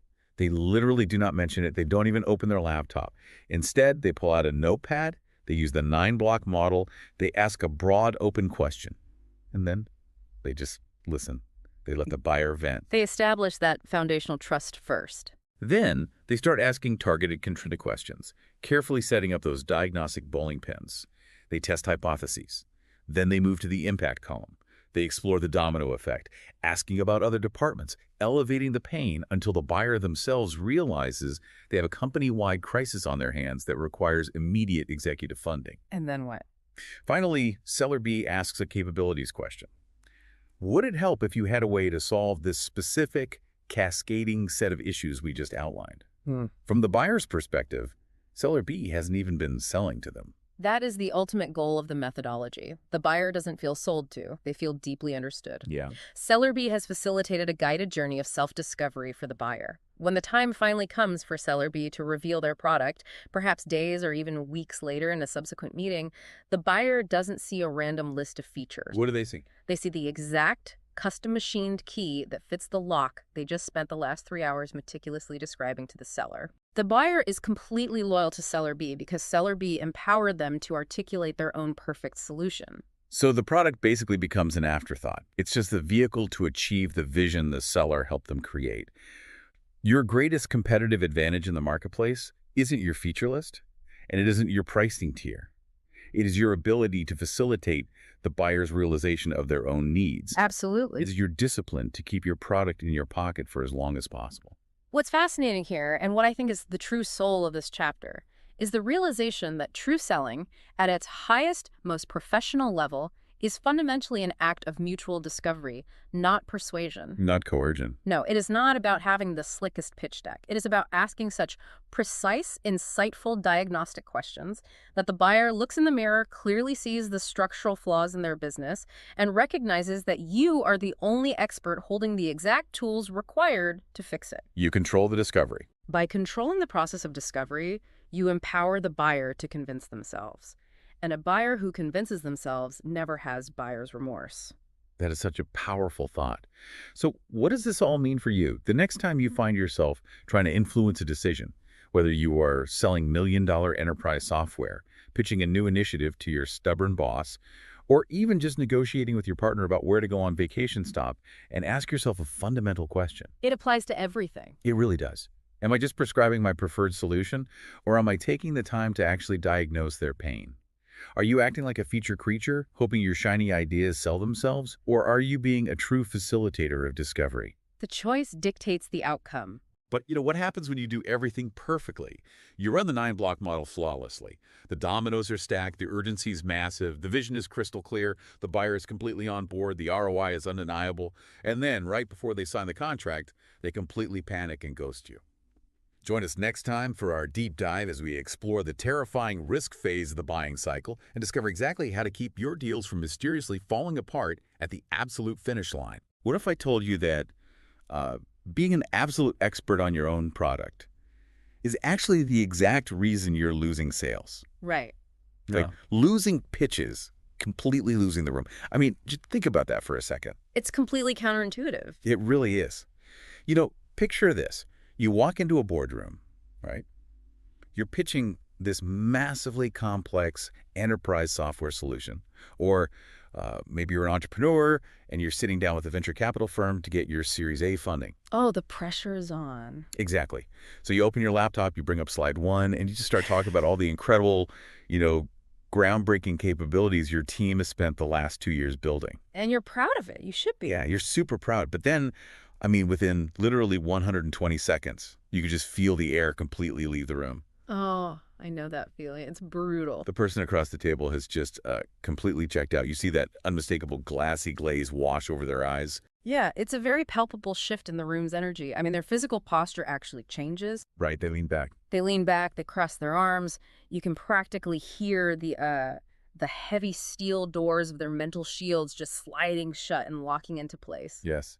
And the craziest thing about this is that, you didn't insult them. You didn't say anything offensive at all. Not at all. All you did was start listing the amazing things your product actually does. You led with your features. Which is what we are all naturally wired to do. Exactly. And in today's deep dive, we are exploring exactly why doing that is statistically guaranteed to trigger a psychological alarm system in whoever's listening. It's a massive red flag for buyers. It really is. So Okay. we are pulling apart the crucial high-stakes distinctions between features, advantages, and benefits. And this is drawn straight from Michael T. Bosworth's foundational architecture in his book, Solution Selling. Such an important framework. It really changes everything. You're about to learn why the traditional way we professionals communicate value is just completely catastrophically backward. Yeah, we are going to look at how to stop featuring your audience into a coma. Featuring them to death. Yes. And how to master a communication process that aligns perfectly with how human beings actually formulate decisions. Because, honestly, if you are navigating high-stakes business environments, and I mean, whether you are selling a $5 million supply chain logistics overhaul, or maybe pitching a new initiative to your board of directors, or, frankly, just trying to persuade any stakeholder, Right. understanding this specific psychological landscape isn't just a nice-to-have skill. No, it's mandatory. It is the fundamental difference between closing the deal and being politely shown the door. Absolutely. So let's start with the root of this resistance because, well, it seems completely counterintuitive to most people. Right. On paper, it doesn't make sense. Right.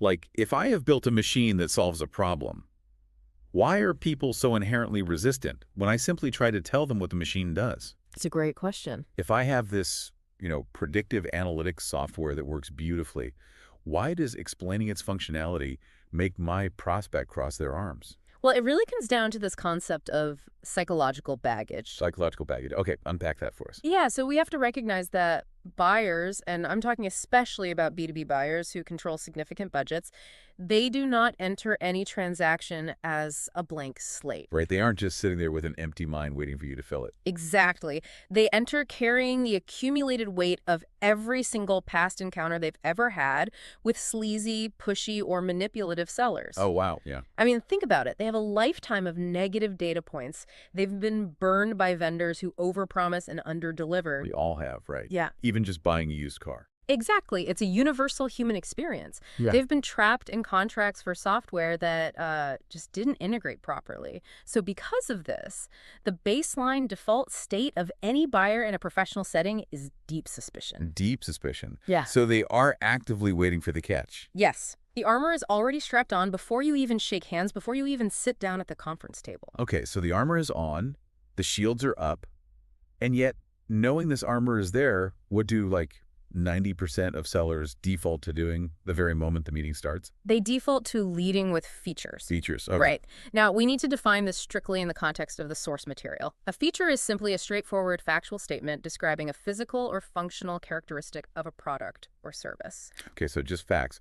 So in a B2B context, a feature sounds like, our SaaS platform has a 99.9% uptime guarantee. Exactly. Or our API integrates with all legacy ERP systems. Right, or even something basic like our consulting firm has been specializing in fintech regulations for 27 years. Yes. Those are all features. They are indisputable facts. And, sellers absolutely love feature statements. Well, yeah, they're safe, right? Exactly. They are safe. You don't have to possess high-level emotional intelligence or deep diagnostic skills to just list the technical specifications of what your engineering team built. You just read off the brochure. Right. But here's the problem. By retreating to the safety of these facts, sellers are operating on a massive, fatal assumption. Which is what?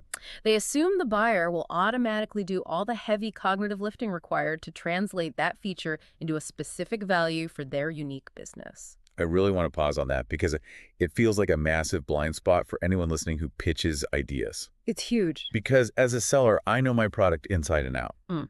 To me, the value of, say, an open API is glaringly obvious. Yeah. Are you saying I can't assume a highly paid executive across the table is smart enough to figure out why an open API is good for their business? I'm saying it isn't about their intelligence at all. It's about their psychological state and their current priorities.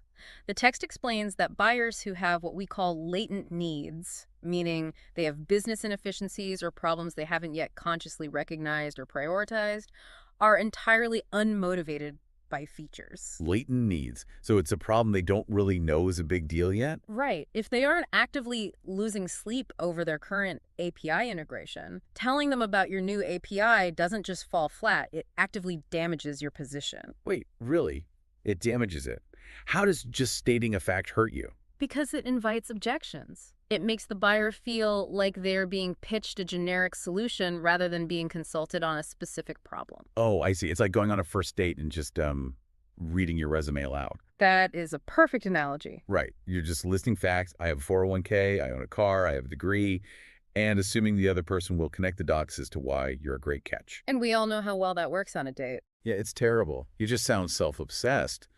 But okay, if the data shows this objectively fails, and we know it makes people check out and get defensive, why is this still the default behavior? It's a great question. Why are highly trained, highly compensated professionals so prone to just throwing a feature dump onto the table? Well, the author introduces a brilliant phrase for this. Sellers do this because they want to, quote, abdicate interest arousal to the product. Abdicate interest arousal. Yes. Meaning, I don't want to do the hard work of making you care, so I'm hoping my product spec sheet will do it for me.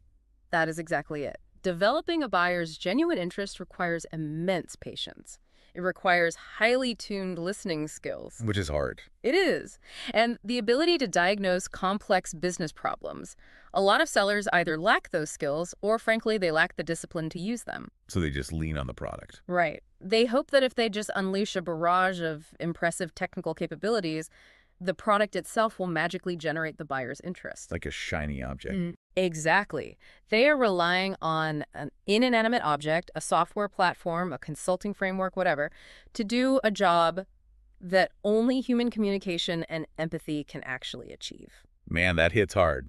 So if you're listening to this right now and you have a pitch tomorrow, your immediate action item shouldn't be updating your slide deck with more specs. Definitely not. The rule here, the practical takeaway is, keep your product in your pocket. Keep it in your pocket. Do not use your product or its technical features to try and generate interest at the start of a meeting. You only bring out your features later in the conversation to prove a solution, not to introduce one. That is the critical paradigm shift of this whole chapter. Okay, but I'm looking at the next logical step here, and it seems like there's a trap. Oh, there is a massive trap. Because when sellers realize that just listing dry facts isn't working, they naturally try to evolve, right? Right. They try to connect the dots for the buyer. Right. They try to do the translation step. Exactly. They move to what they think is a more sophisticated level of persuasion. And the book calls this the advantage. Yes, the advantage statement. And this is where the majority of well-intentioned sales professionals get completely derailed. Okay, so what is an advantage? An advantage is an attempt by the seller to explain how a feature works or how it could potentially help the buyer. So it's basically the seller making an educated guess. Exactly. It's a guess. And there is a classic, almost universal linguistic format for this. What's the formula? It goes, because of feature, you can advantage. Give me a high-stakes example of that. Okay, let's say a seller says, because our predictive analytics software processes supply chain data in real time, you can anticipate inventory shortages before they happen and reduce your warehousing costs. Now, I guarantee you, almost everyone listening has sat in a sales training seminar at some point in their career and been explicitly taught that the because of X, you can Y statement is a benefit. Oh, absolutely. We are constantly taught that this is the gold standard of pitching. You don't just sell the feature, you sell the result. And that is the seductive illusion of the advantage statement.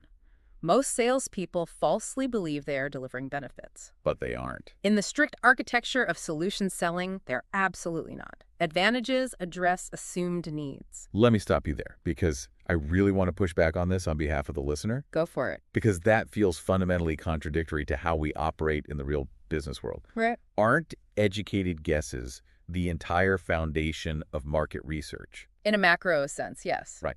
So if I sell enterprise software to supply chain managers, isn't it a statistically guaranteed bet that like 99% of my clients want to reduce warehousing costs? Statistically, sure. So what is the actual harm in assuming that and just leading with it? It shows I know their industry, doesn't it? It is a totally fair pushback, and it's honestly the exact pivot point of the whole methodology. Okay. When a seller makes that assumption, even if it is 100% statistically sound, the author counters with 3 devastatingly simple words. What are they? In whose opinion? In whose opinion? Exactly. It does not matter how objectively correct the seller is. The seller might be entirely right that their software will reduce warehousing costs. Okay. But if the buyer sitting across the table has not actively admitted out loud that warehousing costs are a priority problem for them right now, the statement falls completely flat. Because the problem only exists in the seller's mind. Exactly. The seller is solving a puzzle the buyer hasn't even acknowledged is on the table. Yes. The critical flaw is that the advantage exists entirely in the seller's head. The seller is projecting their own vision of a better future onto the buyer. That makes so much sense. But surely there's some place for doing your homework right. Yes, and the source material does offer a small caveat here. Advantage statements do have some utility very early on in a relationship. Like when? If you are doing initial prospecting or maybe sending a cold email, making an educated guess shows you have done your research and understand their industry's general pain points. Yeah, right. It gets you in the door. But that value decays very, very rapidly once you are actually in a live dialogue. Because if you keep guessing and you keep throwing out these advantage statements during a face-to-face meeting, you start to sound less like a consultant and more like an arrogant know-it-all. That is the exact danger. Continually making assumptions about what a buyer needs without having the patience to let the buyer articulate their own pain first destroys your credibility. You're just talking at them. You come across as someone who is broadcasting, not listening. You are essentially saying to a highly experienced executive, hey, I understand the systemic flaws in your operational logistics better than you do. Which is the absolute fastest way to trigger that psychological alarm system we talked about. Instantly. It forces the buyer to become defensive of their own domain. So, if we want a practical takeaway here, the mechanical fix for this is restraint. Extreme relative. You have to physically and mentally catch yourself when you are about to say, I have just the thing that will save you money, before the other person has even fully finished diagnosing why they are bleeding money in the first place. It requires an immense amount of discipline, especially for passionate people, to hold back their solutions, but it is absolutely mandatory. Okay, wait. If we can't guess their problems and we can't lead with our solutions, how do we even navigate the conversation? That's the million-dollar question. Right. Like, how do we know what state of mind they are in without just interrogating them with a spotlight? Well, this brings us to a really fascinating framework in the text, the 3 levels of need. The 3 levels of need. Okay, let's break this down. To stop guessing, you have to understand the cognitive journey a buyer goes on before they are ready to hear a pitch. The text outlines that buyers essentially exist at one of 3 distinct levels of need. Okay, what's level 1? Level 1 is latent pain. Latent pain, meaning they have a problem, but they're completely blind to it. Or, and this is more common in business, they know the problem is there, but they have accepted it because they genuinely believe there is no viable, cost-effective solution. Ah, so they've just learned to live with it. Exactly. They have learned to work around the broken process. Okay, and level 2? Level 2 is active pain.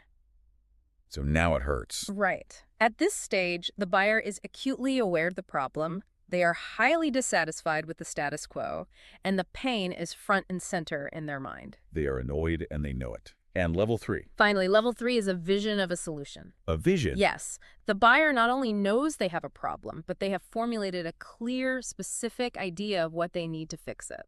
Okay, I love this. And the book uses a very vivid, somewhat personal metaphor to illustrate this psychological journey. Oh, yes. It's a baldness example. I think this is brilliant. Can you break down how this illustrates the shift between these 3 levels? It perfectly captures the psychology of the buyer. So imagine a man who is losing his hair. He has a prominent bald spot. Okay. Now, years ago, he might have tried a few terrible toupees. Maybe he looked at some painful surgical options, and eventually he just gave up.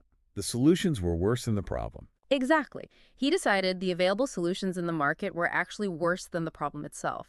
So he rationalizes it. He puts the problem in the back of his mind and just accepts his reality. So right now, he is at level 1, latent pain. Correct. The problem hasn't gone away, but his motivation to fix it is at 0 because he has 0 hope. No hope, no sale. Right. Now, imagine he is sitting on a train commuting to work, and he reads an article in the Wall Street Journal about a brand new FDA-approved early-stage biogenetic cure for baldness. A massive breakthrough. Yes, and in a matter of seconds, he has hope. And just like that, the pain is instantly bumped from latent to active. Yes. He's at level 2. Exactly. The pain is dragged right out of the background and thrust into his active foreground memory.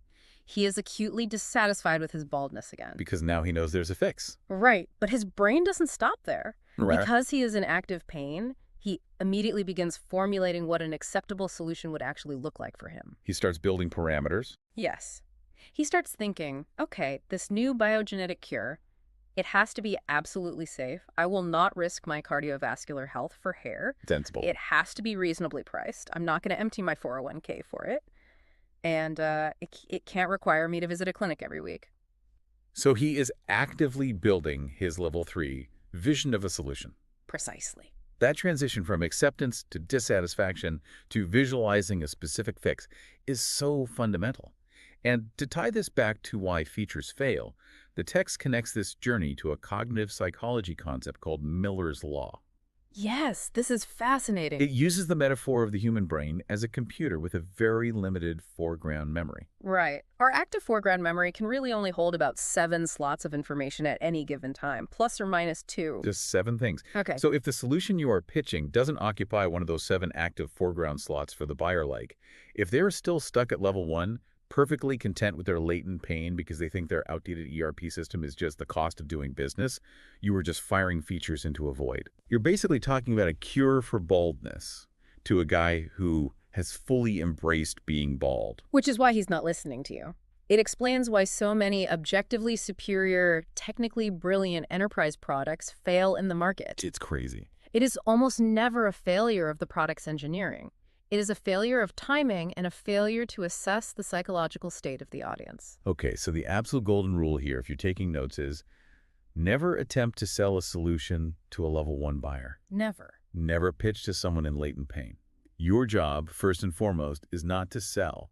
It is to create hope. That's a great way to put it. You have to guide them from level 1 through the dissatisfaction of level 2 and collaborate with them to reach level 3. Because once you successfully guide that buyer to a level 3 state, and you actually participate in helping them engineer that vision of a safe, affordable, tailored solution, Then what? then and only then do you earn the right to use the most powerful communication tool in business.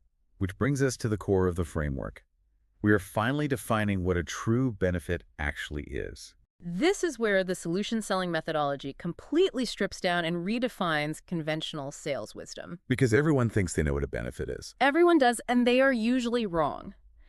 In this architecture, a benefit statement has a very strict, incredibly narrow definition. Okay, give it to us. A benefit is a statement that indicates your product or service addresses a vision of a solution in which you and the buyer participated. I really want to emphasize that word for everyone listening. Participated. Yes. A true benefit requires the buyer to have verbally expressed a need first.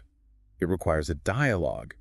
You cannot, by definition, deliver a benefit if the buyer hasn't spoken. Exactly. A benefit cannot exist in a vacuum. It is a shared construct. The text even gives us a structural anchor for this. Like a cheat code. Yeah, a magic phrase that confirms you are delivering a true benefit. It's the phrase, which you said you wanted to avoid, or which you said you must be able to do. Oh, I like that. Let's apply this to a complex B2B scenario to see the mechanics of it. Okay, let's do it. Let's say I'm selling a cybersecurity platform, and I tell the client, our platform features automated threat isolation, which means you can contain a breach in seconds and avoid massive data loss. Okay, and based on what we just learned, what is that? That is an advantage. I am assuming they are terrified of data loss. Right.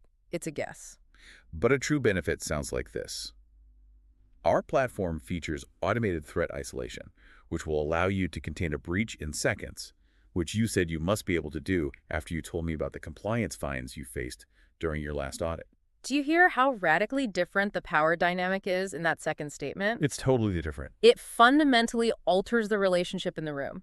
It proves you're actively listening, and it explicitly logically links the technical capability of your product to a pain point the buyer actively confessed to. It's so powerful. Yeah. But I want to test this because it is surprisingly easy to get tricked by slick corporate phrasing. It really is. The book has this fantastic interactive self-test to see if you can truly spot the difference between an advantage and a benefit.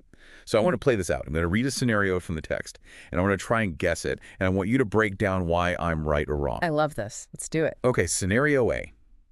I am sitting across from a chief information officer, and I say, our network management capability allows terminals on your LAN to communicate seamlessly with your host server. Okay. Now, looking at that, I'm going to guess that is a benefit Why?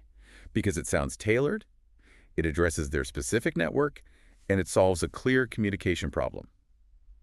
It sounds like a benefit. And you would be wrong. Really? It is a classic, highly disguised advantage. But why? I literally referenced their LAN. I said, your LAN. And that is exactly the trap. Listen to the pronoun you use, your LAN. The seller is making a very polished attempt to relate to the buyer. Right, I'm customizing it. You're customizing the pitch layer, but fundamentally, it is still based entirely on an assumed need. Oh, I see it now. Right. There is absolutely no evidence in that sentence that the CIO ever actually complained about their terminals failing to communicate with their host. I just assumed it was a problem. The seller is projecting their own technical knowledge onto the CIO's environment. It is an educated guess wrapped in a customized pronoun. Wow. That is incredibly subtle, but I completely see it. I assumed the problem, even if I dress it up nicely. Let's look at scenario B. Okay, scenario B. The seller says, you said you needed immediate online status of pending inventory orders, which our system provides. Now, that is a true benefit. Because of the structure. Listen to the structural difference you said you needed. The buyer clearly had a level 3 vision. They articulated an explicit functional requirement. And all the seller did was confidently, quietly match their product's capability to that clearly stated vision. Exactly. It doesn't sound like selling at all. It sounds like fulfilling an order. It's so much lower pressure. Much lower. So the mechanical takeaway here is that profound patience is the defining dividing line between average communicators and elite performers. Absolutely. You have to possess the psychological discipline to hold your tongue. Hmm. You have to wait for the buyer to state their vision out loud before you confirm how you can fulfill it. That restraint is the hardest thing to teach, honestly, but it is the most powerful tool you have. But I'm looking at this, and I see a massive procedural roadblock. Okay, let's hear it. We are assuming the buyer is capable of articulating a vision. Right. What if the buyer doesn't have a vision? What if they are stuck in active pain like their supply chain is a mess, their margins are shrinking? They are metaphorically bleeding out on the conference table, but they have no idea what a tourniquet looks like. That happens a lot. Or worse, what if their vision of a solution is completely aligned with your competitor's product architecture? That is the nightmare scenario that keeps salespeople awake at night. So what do we do? And this is exactly where we have to dive deep into the mechanics of Key Idea 5, anxiety creation and re-engineering the vision. Anxiety creation. I'm not going to lie. Phrase like that, it sounds like some kind of dark art psychological thriller. I know, it sounds intense, but it is a very potent, highly engineered psychological tool, and it must be used with precision. Walk us through it. So sometimes your buyer is perfectly comfortable sitting at level 1, latent pain. They think their legacy software is fine, but, based on industry trends, that their current system is a ticking time bomb for compliance failures. But they don't see it. Right. To move them from level 1 to level 2 active pain, you have to ask what the methodology calls an anxiety question. The book uses a brilliant, high-stakes narrative scenario to illustrate how this works mechanically. Let's walk through the JFK airport voicemail scenario because it really brings the theory into reality. I love this example. Let's set the parameters of the scene.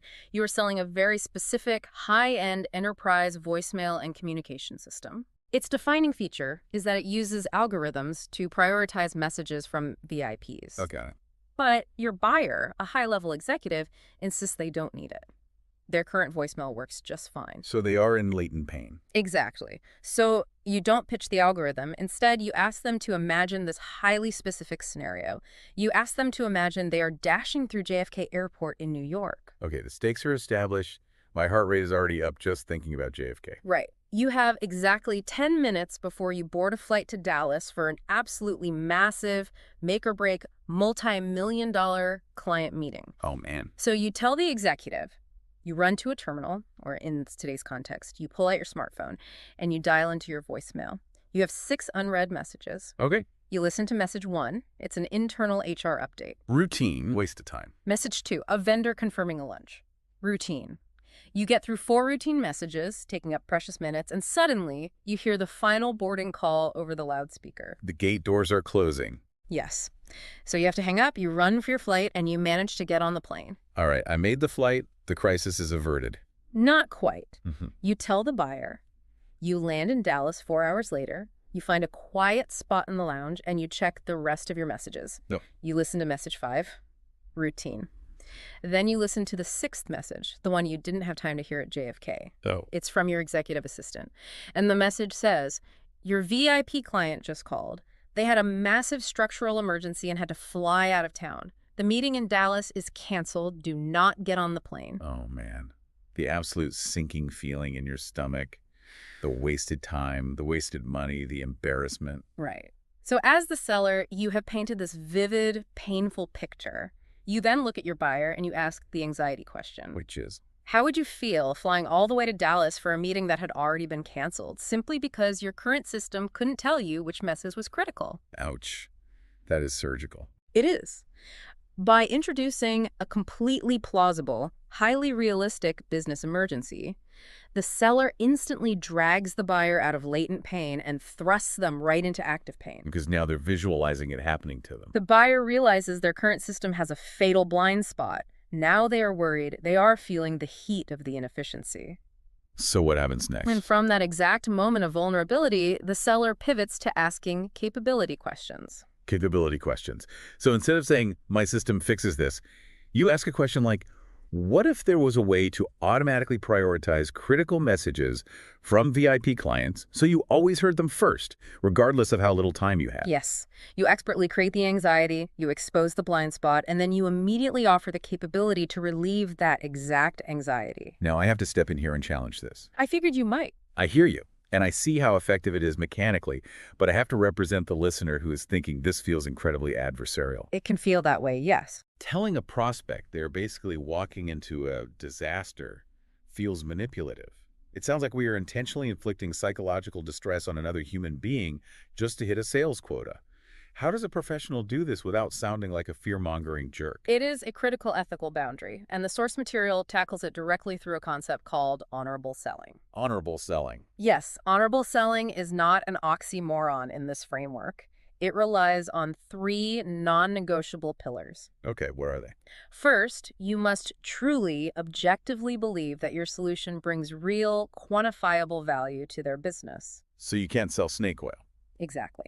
Second, you must tell the absolute truth. The scenarios you paint must be real, plausible industry risks, not fabricated boogeymen. It has to be a real threat they actually face. Right. And third, the buyer must feel respected and empowered by the process at the end of the day.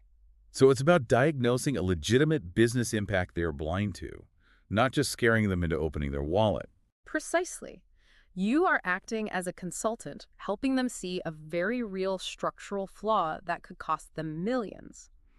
The ethical danger, as the book strictly points out, is when salespeople get highly skilled at hurting people with anxiety questions, but then they leave the buyer hanging without a viable rescue. Oh, that's terrible. If you create anxiety that your product cannot genuinely seamlessly solve, you aren't selling. You are just being cruel. The ultimate goal is to empower the buyer with a new vision, not to terrify them into submission. Okay, that distinction makes a lot of sense. It's the difference between a doctor saying you have massive arterial blockage and you're going to have a heart attack and just walking out of the room. Right. Versus a doctor saying that and then sitting down with you to build a tailored dietary and surgical plan to save your life. Exactly. But doing this systematically without sounding like you were interrogating or manipulating the buyer requires a very specific conversational architecture. And this is where the book introduces its most powerful mechanical tool. Yes, the 9-block model. All right, the 9-block model. We need to spend some serious time here because this is the engine of the entire methodology. Yeah. Break down what this grid actually looks like and how we use it. Conceptually, imagine a tic-tac-toe board. Okay. It's a grid that gives you a map to navigate the buyer's psychology. On the vertical axis, you have 3 types of questions: open, control, and confirm. Open, control, confirm. And on the horizontal axis, you apply those questions across 3 phases of discovery: diagnosing the reasons for the pain, exploring the business impact of that pain, and finally, visualizing the capabilities needed to solve it. Okay, let's walk through the mechanics of this step by step using a real example. Yeah. Let's say I'm selling supply chain software again. We start in block 1. Open questions about reasons. What does that sound like? An open question is designed to get them talking freely without you leading the witness. So you might ask, can you walk me through your current process for tracking overseas shipping delays? So you are just looking for the pain points in their own words. Okay, so let's say they give me a long answer, and I hear that they were relying on manual spreadsheet updates. Now I need to move to block 2. Control questions about reasons. Right. I want to try this. Let me role play this.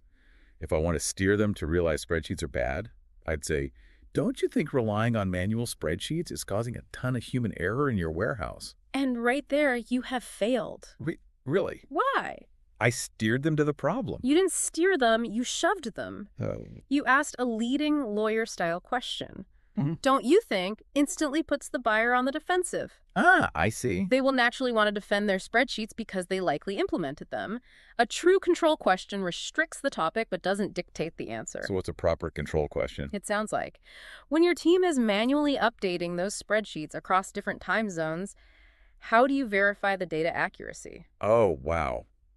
That is incredibly different. I am not telling them it's broken. I am forcing them to explain the mechanics of a flawed system. They have to admit the human error themselves. Yes. And once they admit, well, honestly, we can't always verify it, and sometimes things get lost, you move to block 3. Confirm questions about reasons. You simply lock it in. So I would say, if I'm understanding correctly, the manual data entry across time zones is creating blind spots in your inventory tracking. Is that accurate? Perfect. And they say yes. Now we have a shared agreed upon problem. Then we move to the next column, impact. Right. And we repeat the process. Open questions about how the blind spots affect their revenue. Control questions to steer them toward the specific cost of delayed shipments. And confirm question to lock in the financial damage. Like, so this blind spot is costing you roughly $200,000 a quarter in expedited shipping fees. Yes. You are methodically, respectfully helping the buyer discover the underlying reasons and the catastrophic financial impact for themselves. Brilliant. The author quotes Benjamin Franklin here, and it is the truest statement in persuasion. Men are best convinced by reasons that they themselves discover. Men are best convinced by reasons that they themselves discover. That is profound. It really is. If I tell you your system is broken, you will fight me. If my questions lead you to tell me your system is broken, it becomes an undeniable truth. And only after you have confirmed the impact do you move to the final column, visualizing capabilities. This is where we build the level 3 vision. Exactly. You use control questions to build it. What if you had a system that automatically flags shipping delays the moment a vessel left port without requiring any manual data entry? And they say, that would be incredible. And boom, you have engineered a vision of a solution, and you are ready to deliver a true benefit statement. When you bring all of these tools together, the restraint to hold back features, the discipline to avoid assumption-based advantages, the patience to wait for a shared benefit, and the masterful use of the 9-block model to build a new vision, you transcend traditional selling. It's on a whole different level. Which brings us to the final core concept of the source material, the distinction between eagles and journeymen. Process over product. The author draws a very sharp, almost brutal distinction between the absolute best salespeople in an organization, whom he calls the intuitive eagles, and the average run-of-the-mill reps, whom he calls the journeymen. The terminology is very deliberate. What separates an eagle from a journeyman, fundamentally? It comes down to their relationship with their own product. Break that down for me. How does a journeyman behave in a boardroom? Journeymen are what we discussed at the very beginning. They are feature creatures. They love to perform. They love to make presentations. They want to do show and tell. Exactly. A journeyman will walk into an executive office, set up their multimedia props, hand out glossy, expensive brochures, and put on a meticulously rehearsed show about how great their company is. It's all broadcast. It's a monologue, not a dialogue. Yes. Eagles, on the other hand, have conversations. Eagles keep their product in their pocket. Like we said earlier. Right. They do not use their product to sell or to generate interest. They use their product only at the very end of the process to prove that they can deliver the specific level 3 vision they just spent an hour helping the buyer build. Okay, this leads to what I think is the ultimate trump card question in this whole philosophy. I want to put you on the spot here. All right, I'm ready. Let's say I am an eagle. I have mastered the 9-block model. I am a master of listening, diagnosing pain, and building shared vision. BUT, and this is a big, but my actual product, my software, my consulting firm, my machinery, is objectively inferior in its technical specs to my competitor's product. Okay. Can I, an eagle with a worse product, beat a journeyman who has a demonstrably superior product? The answer is an unequivocal, absolute yes. Really? Yes. As the book explicitly and emphatically states, process will beat product. Process beats product every single time. In almost every complex, high-stakes B2B scenario. Because we have to remember the core truth of behavioral economics. Human beings are highly emotional creatures who make decisions based on trust and comfort, and then use logic and features to justify those decisions after the fact. We buy on emotion and justify with logic. Exactly. Buyers buy from people they like. They buy from people who appear sincerely interested in their success, who are clearly competent in diagnosing business flaws, and most importantly, who deeply understand their unique situational pain. Wow. If you lose a pitch, if you are outsold by a competitor, it is very rarely because your product lacked a specific feature or widget. It almost always means you are out of alignment with the buyer psychologically. If you are listening to this, that should be incredibly empowering. It really should. It means your success isn't entirely dependent on your R&D department or how many bells and whistles your engineering team managed to build this quarter. Your success, your ability to close deals and persuade stakeholders, is entirely dependent on your empathy, your patience, and your mastery of this process. Stop relying on your product's features to do the heavy lifting. Your product cannot build trust. It really can't. A software platform cannot generate genuine interest out of thin air. You must become an absolute expert in your buyer's problems, not just an expert in your own product's features. That is the ultimate cognitive shift required to master this framework.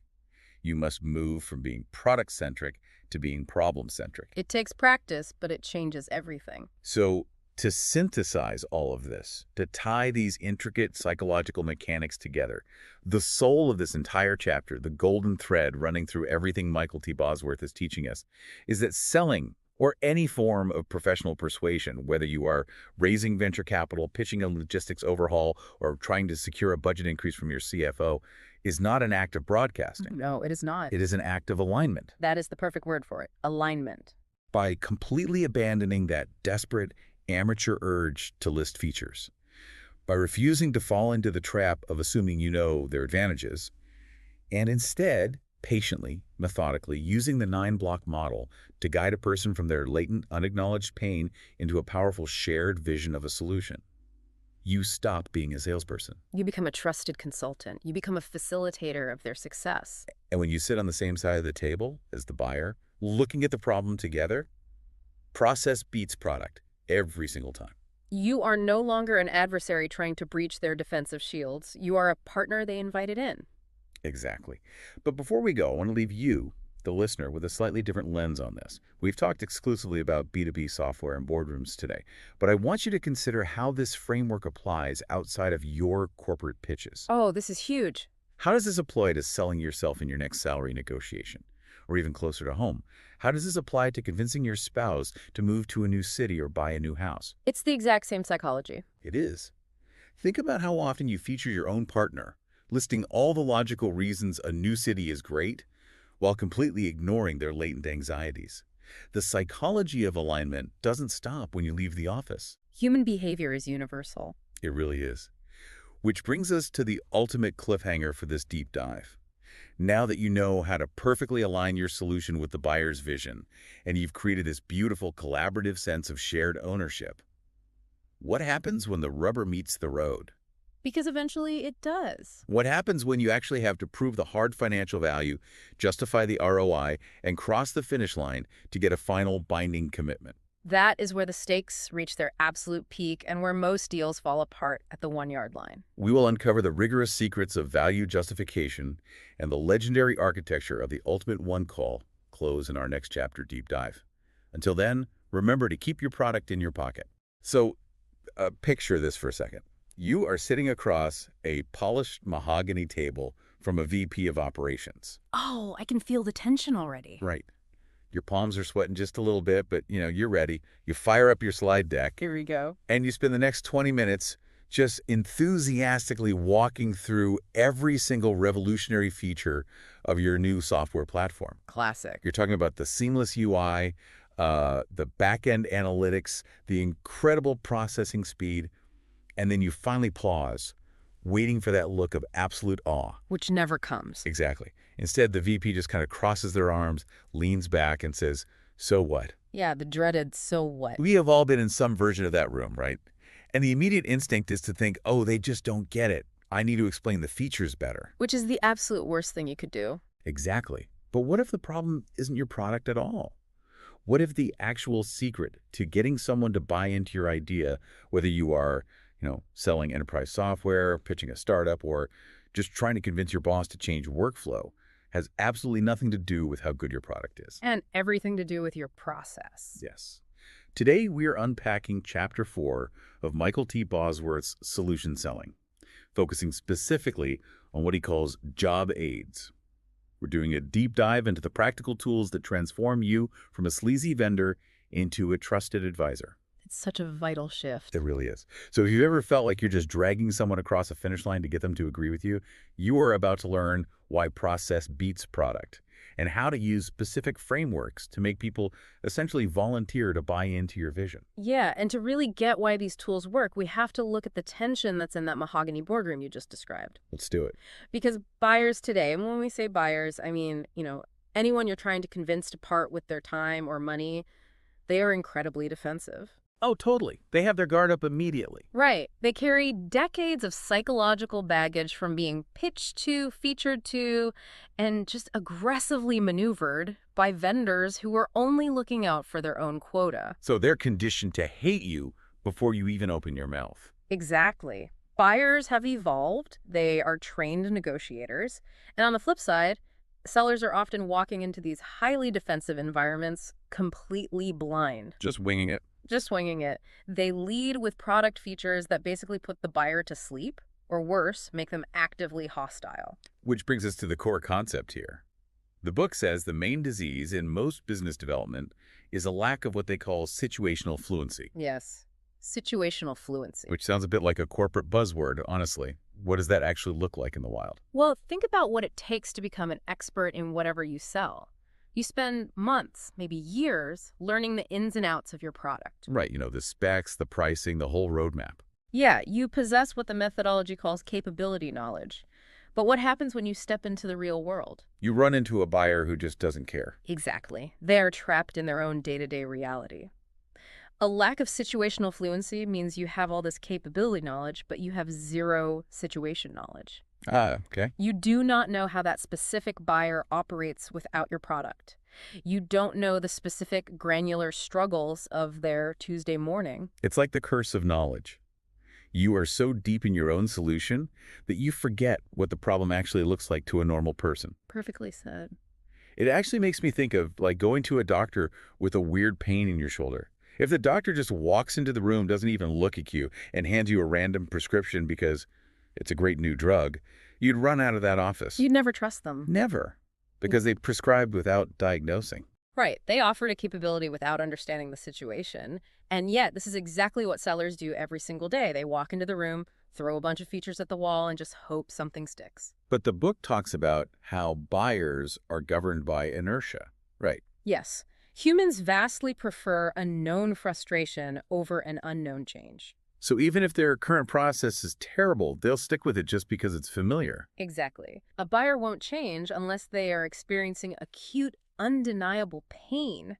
And a list of product features does not create pain. It just creates annoyance. Exactly. So if the buyer's default state is defensive inertia, and the seller's default state is blind enthusiasm for their own product, how do we bridge that disconnect? That's where the job aids come in. Right, but honestly, when I hear job aids, I picture like a laminated cheat sheet taped to the back of a cash register. I don't really picture a tool that's going to dismantle a CEO's psychological defenses. Yeah, that's a super common misconception, and it's why these tools are so often misused. They absolutely not scripts to just read blindly. Okay, so what are they? They're navigational instruments, and their primary job is actually to manage the seller's own psychology. Wait, really? The seller's psychology? Yes, because the biggest threat to a deal isn't the buyer's skepticism, it's the seller's lack of discipline. Oh, that's fascinating. The book makes this brilliant distinction between what it calls journeymen and eagles. Right, the average performers versus the top-tier folks. Yeah. So what's the behavioral difference when they actually get into a room? It comes down to impulse control. Journeymen suffer from what we could call feature fever. Feature fever, I love that. Yeah. The second they hear a buyer mention a problem that their product can solve, their eyes light up, their adrenaline spikes. Oh, I've seen this. They just completely interrupt the buyer. Yes, they pounce. Oh, you have a problem with inventory. Our software has an amazing predictive analytics module for that. They forcefully impose their vision onto the buyer. Because they finally have an opening to talk about the thing they know best. It's a relief for them. Exactly. It makes the seller feel comfortable, but it completely alienates the buyer. So what do the eagles do differently? Eagles possess massive restraint. When an eagle hears a problem, they do not pitch. They use these job aids to intentionally hit the brakes. Hit the brakes, okay. Yeah. They need to figure out exactly where the buyer is in their own psychological buy cycle. Meaning what, exactly? Like, is this a latent pain? Meaning they have a problem but are oblivious to the financial cost of it.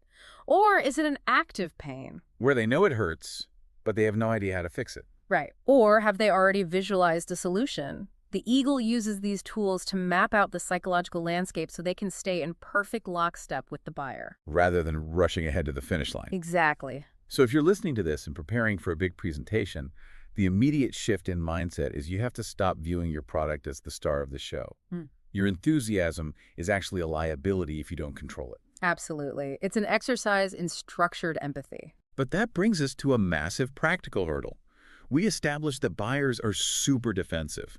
So to get situational fluency, I have to get them to talk to me. Right.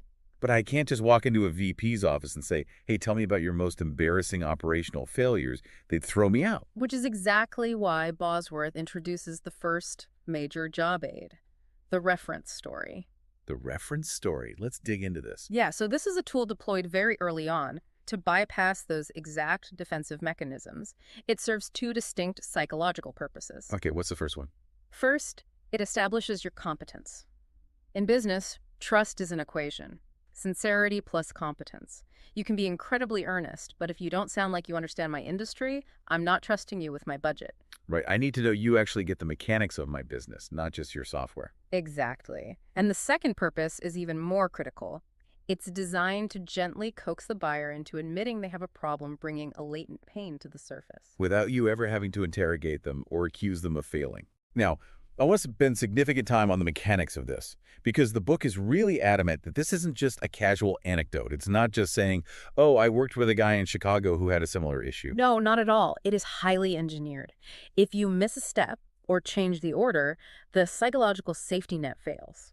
Okay, so let's walk through the architecture. What's step one? Step one is the situation. This must precisely identify the customer's job title and their industry. To get that immediate peer identification. Yes. You want the buyer to subconsciously think, that person is exactly like me, they have my stress. You're building a mirror. A very specific mirror. Step two is the critical issue. This is the core problem that peer was facing, and it must highlight the emotional anxiety or the measurable business pain. Okay, so we have the peer and their bleeding wound. What's step three? Step three is the reasons. This explains why that critical issue existed, and here's the brilliant part. These reasons must be heavily biased toward the lack of your specific product's capabilities. But without actually mentioning your product yet, right? Exactly. You're just stating the environment was broken in a way that, coincidentally, your product fixes. You're framing the problem to fit the shape of your solution, but keeping it entirely focused on the third-party character. Yes. That leads to step 4, the vision. This is the aha moment of the person in the story. What new capabilities did they realize they desperately needed? And then we finally step onto the stage. Yes. Step 5 is we provided. It's the shortest part. You simply state that your company matched those exact capabilities. And step 6. The result. It cannot be fluffy marketing speak. It must be specific, undeniable, measurable business success. Okay, theory is great, but let's look at how this plays out. The book gives a fascinating example about a toy company, and I want to dissect it. Let's role play it a bit. Sounds good. I'll be the defensive VP. Perfect. So I'm not going to pitch you. I'm going to tell you a story. Starting with the situation. I'd say, recently we worked with the VP of sales at the F1000 toy company who was managing a massive, decentralized field sales force of about 1,200 reps. See, notice what just happened there. If I am also a VP of sales managing a remote team, my ears just perked up. You aren't talking about yourself. You're talking about someone who shares my exact daily headaches. Exactly. Then I move to the critical issue. I say, he was in a really tough spot. Despite high demand, he could only fulfill and ship about 70% of the orders his reps were taking. The competition was basically swooping in and stealing the other 30% of his market share. Boom. You've introduced a massive pain point. Bleeding 30% of your revenue to the competition is a nightmare scenario. You have my full attention. Right. Now, we hit the reasons, and this is where I start laying the trap. Why was this happening? Well, we looked at his workflow. Every Thursday night, the factory would generate a physical product availability report and mail it out. Wait, mail it out? Yeah, physically mail it. So by the time his reps were sitting in front of clients on Tuesday quoting delivery dates, they were relying on data that was already 4 days obsolete. They were promising toys that were already out of stock. This is the genius of the methodology right here. You didn't just say his supply chain was bad. You pinpointed the exact mechanical failure, the Thursday report causing the Tuesday misquote. It proves competence. Exactly. If I'm the buyer, I'm thinking, wow, this seller really understands granular logistics. Then we move to the vision. I say he realized he was never going to stop the bleeding unless he found a way to communicate accurate, real-time product and price changes to all 1,200 reps simultaneously. Notice, I haven't said a word about my software yet. Not a single word. Then step 5, we provided. We were able to provide him with exactly that capability through our automated communication network. Nice and quick. Yep. And finally, the result. As a result of getting everyone on the same real-time data, his fulfillment rate jumped from 70% to over 95%, and he immediately stopped losing that revenue to competitors. It's brilliantly constructed. Yeah. And I want to highlight what is absent from that story. At no point did you talk about when your software company was founded. You didn't list the technical specs or brag about server uptime.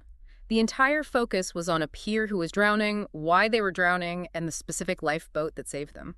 I see the power in it, but let me play the skeptic for a moment. Please do.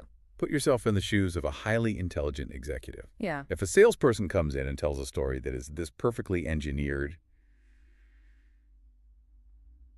doesn't it feel a bit manipulative? Won't a smart buyer think, okay, you reverse engineered a Sable to trap me? That is the most common pushback from new practitioners. They feel like they're reading a script.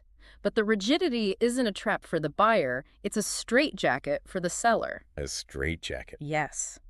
It prevents the ramble. Remember, this tool was created because young sellers of highly complex tech were failing miserably trying to explain abstract concepts to non-experts. Their eyes would just glaze over. Exactly. The strict structure forces the seller to speak the language of business, not features. And as for it being manipulative, it's actually opposite. It offers profound psychological safety. Because the alternative is direct confrontation.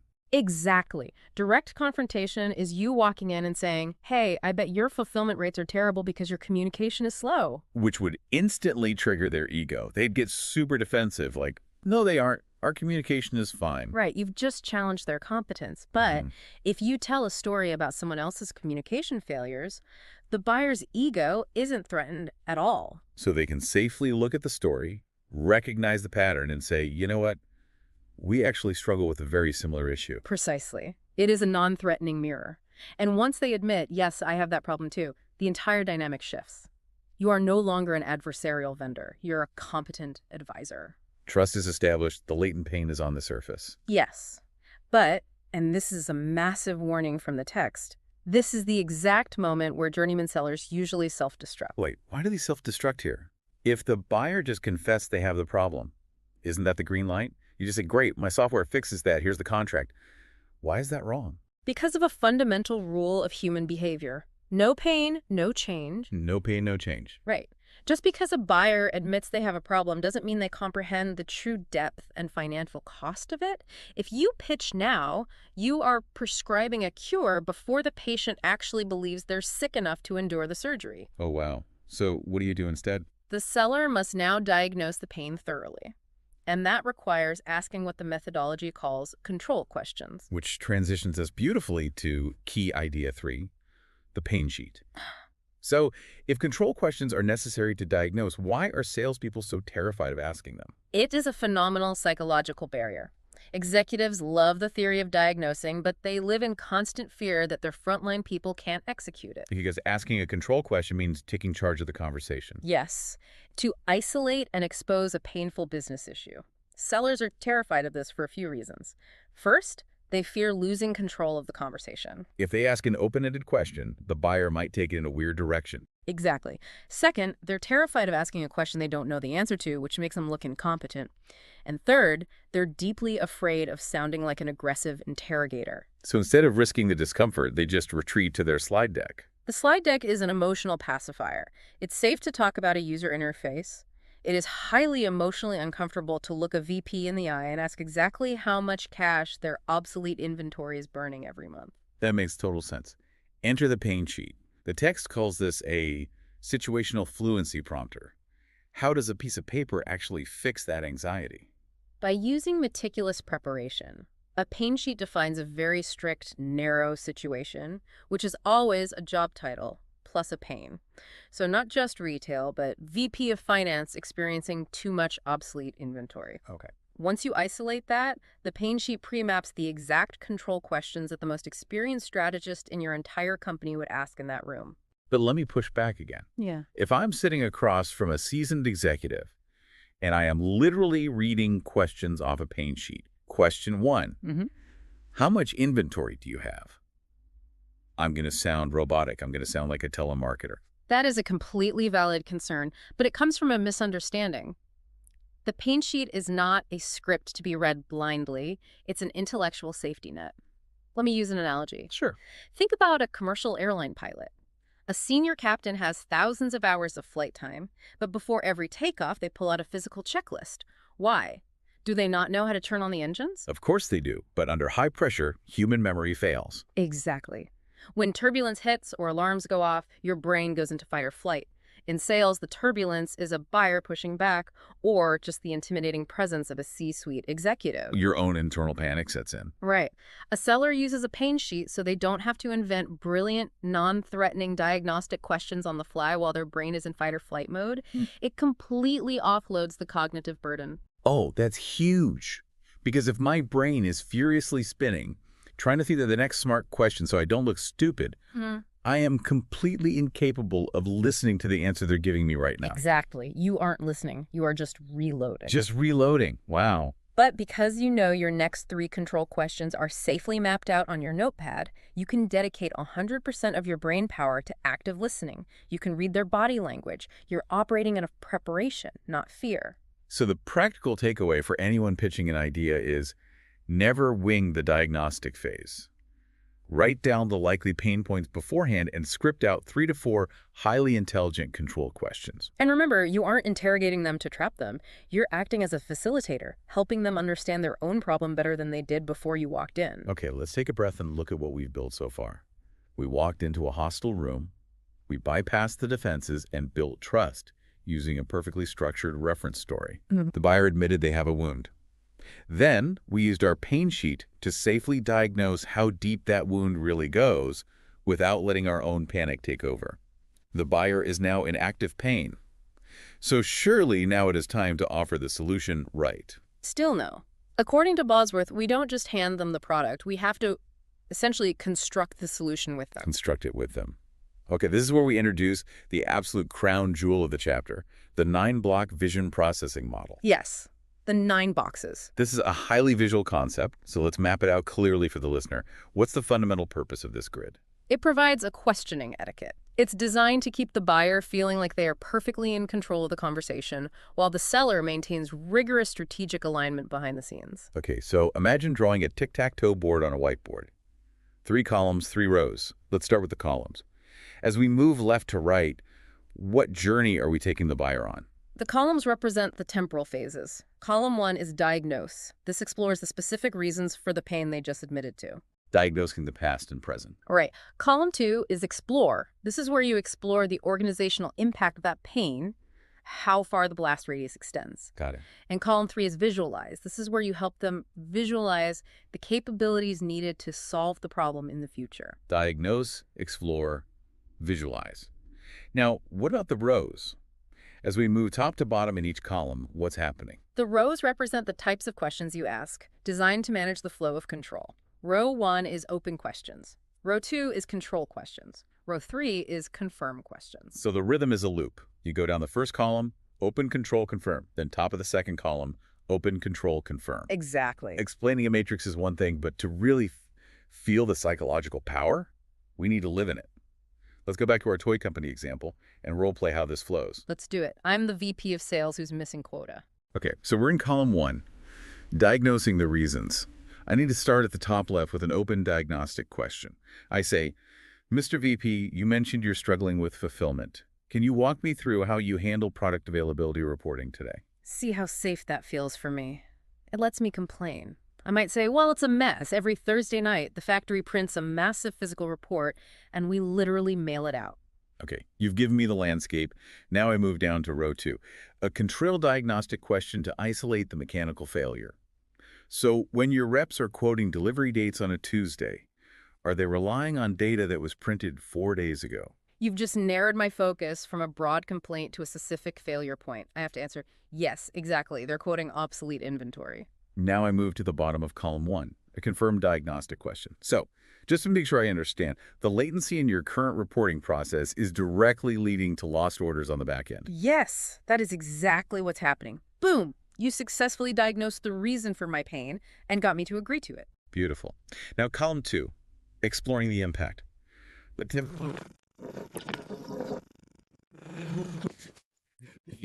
pain. Because if the VP of sales is the only one hurting, it's just a departmental annoyance. They might not have the budget for a massive solution. You have to prove that this mechanical failure is actually a company-wide disaster. You have to knock over the domino. You have to knock over the domino. So top of column 2, an open impact question. Beyond your own sales team, who else in the organization is being impacted by this 30% loss of market share? Well, the VP of marketing is furious because we're losing shelf space at major retailers. You just pulled marketing into the blast radius. So now I ask a control impact question. If marketing is losing shelf space and you're losing fulfillment, has this begun to impact the company's overall quarterly revenue projections? Yes, we missed our targets last quarter. Now I keep pushing those dominoes. If you are missing quarterly revenue targets, is the VP of Finance now directly involved in this situation? By asking this, you are forcing the buyer to confront a terrifying reality. You're elevating the pain to a boardroom crisis. Then I hit the bottom of column 2 with a confirm impact question. So, from what I'm hearing, this reporting lag isn't just a headache for your reps. It is severely impacting company revenue and drawing scrutiny from the CFO. Is that accurate? Yes, it's a massive problem. Look at my psychological state now. I am heavily motivated, I've taken full ownership of a systemic problem, and I'm desperate for a way out. Which prepares the ground perfectly for the final phase. Column 3, visualizing capabilities. This is the moment of truth. The buyer is desperate. If I am a journeyman seller, my brain is screaming, pitch the software now. But the eagle restrains themselves. Why? Because if you pitch now, you break the spell. You shift back from trusted advisor to vendor. The defenses instantly slam back up. So instead, I start at the top of column 3 with an open capability question. Given everything we've discussed, what is it going to take for you to stop this revenue leak and meet your goals? You are putting the entire burden of the solution squarely on their shoulders. They have to think.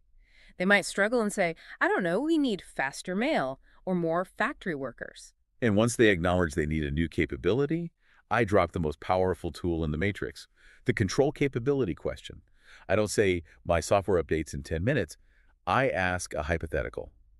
What if there were a way for you to communicate inventory changes to all 1,200 reps simultaneously within 10 minutes of the factory updating? It is breathtakingly elegant. You aren't saying you can do it. You're asking a hypothetical about a capability that just happens to be the defining feature of your product. It's literally the concept from the movie Inception. You aren't planting a fully formed idea in their head, which their immune system would reject. You're giving them the architectural blocks and asking them to build the maze themselves. Yes. Bosworth calls this creating an action vision. The buyer actively visualizes themselves utilizing these new capabilities to solve their massive crisis. They see themselves as the hero. Because they assembled the idea in their own mind. They believe it's their own idea. Exactly. They take ownership of it. And then finally, we close out the entire 9-block model with one last confirmed capability question.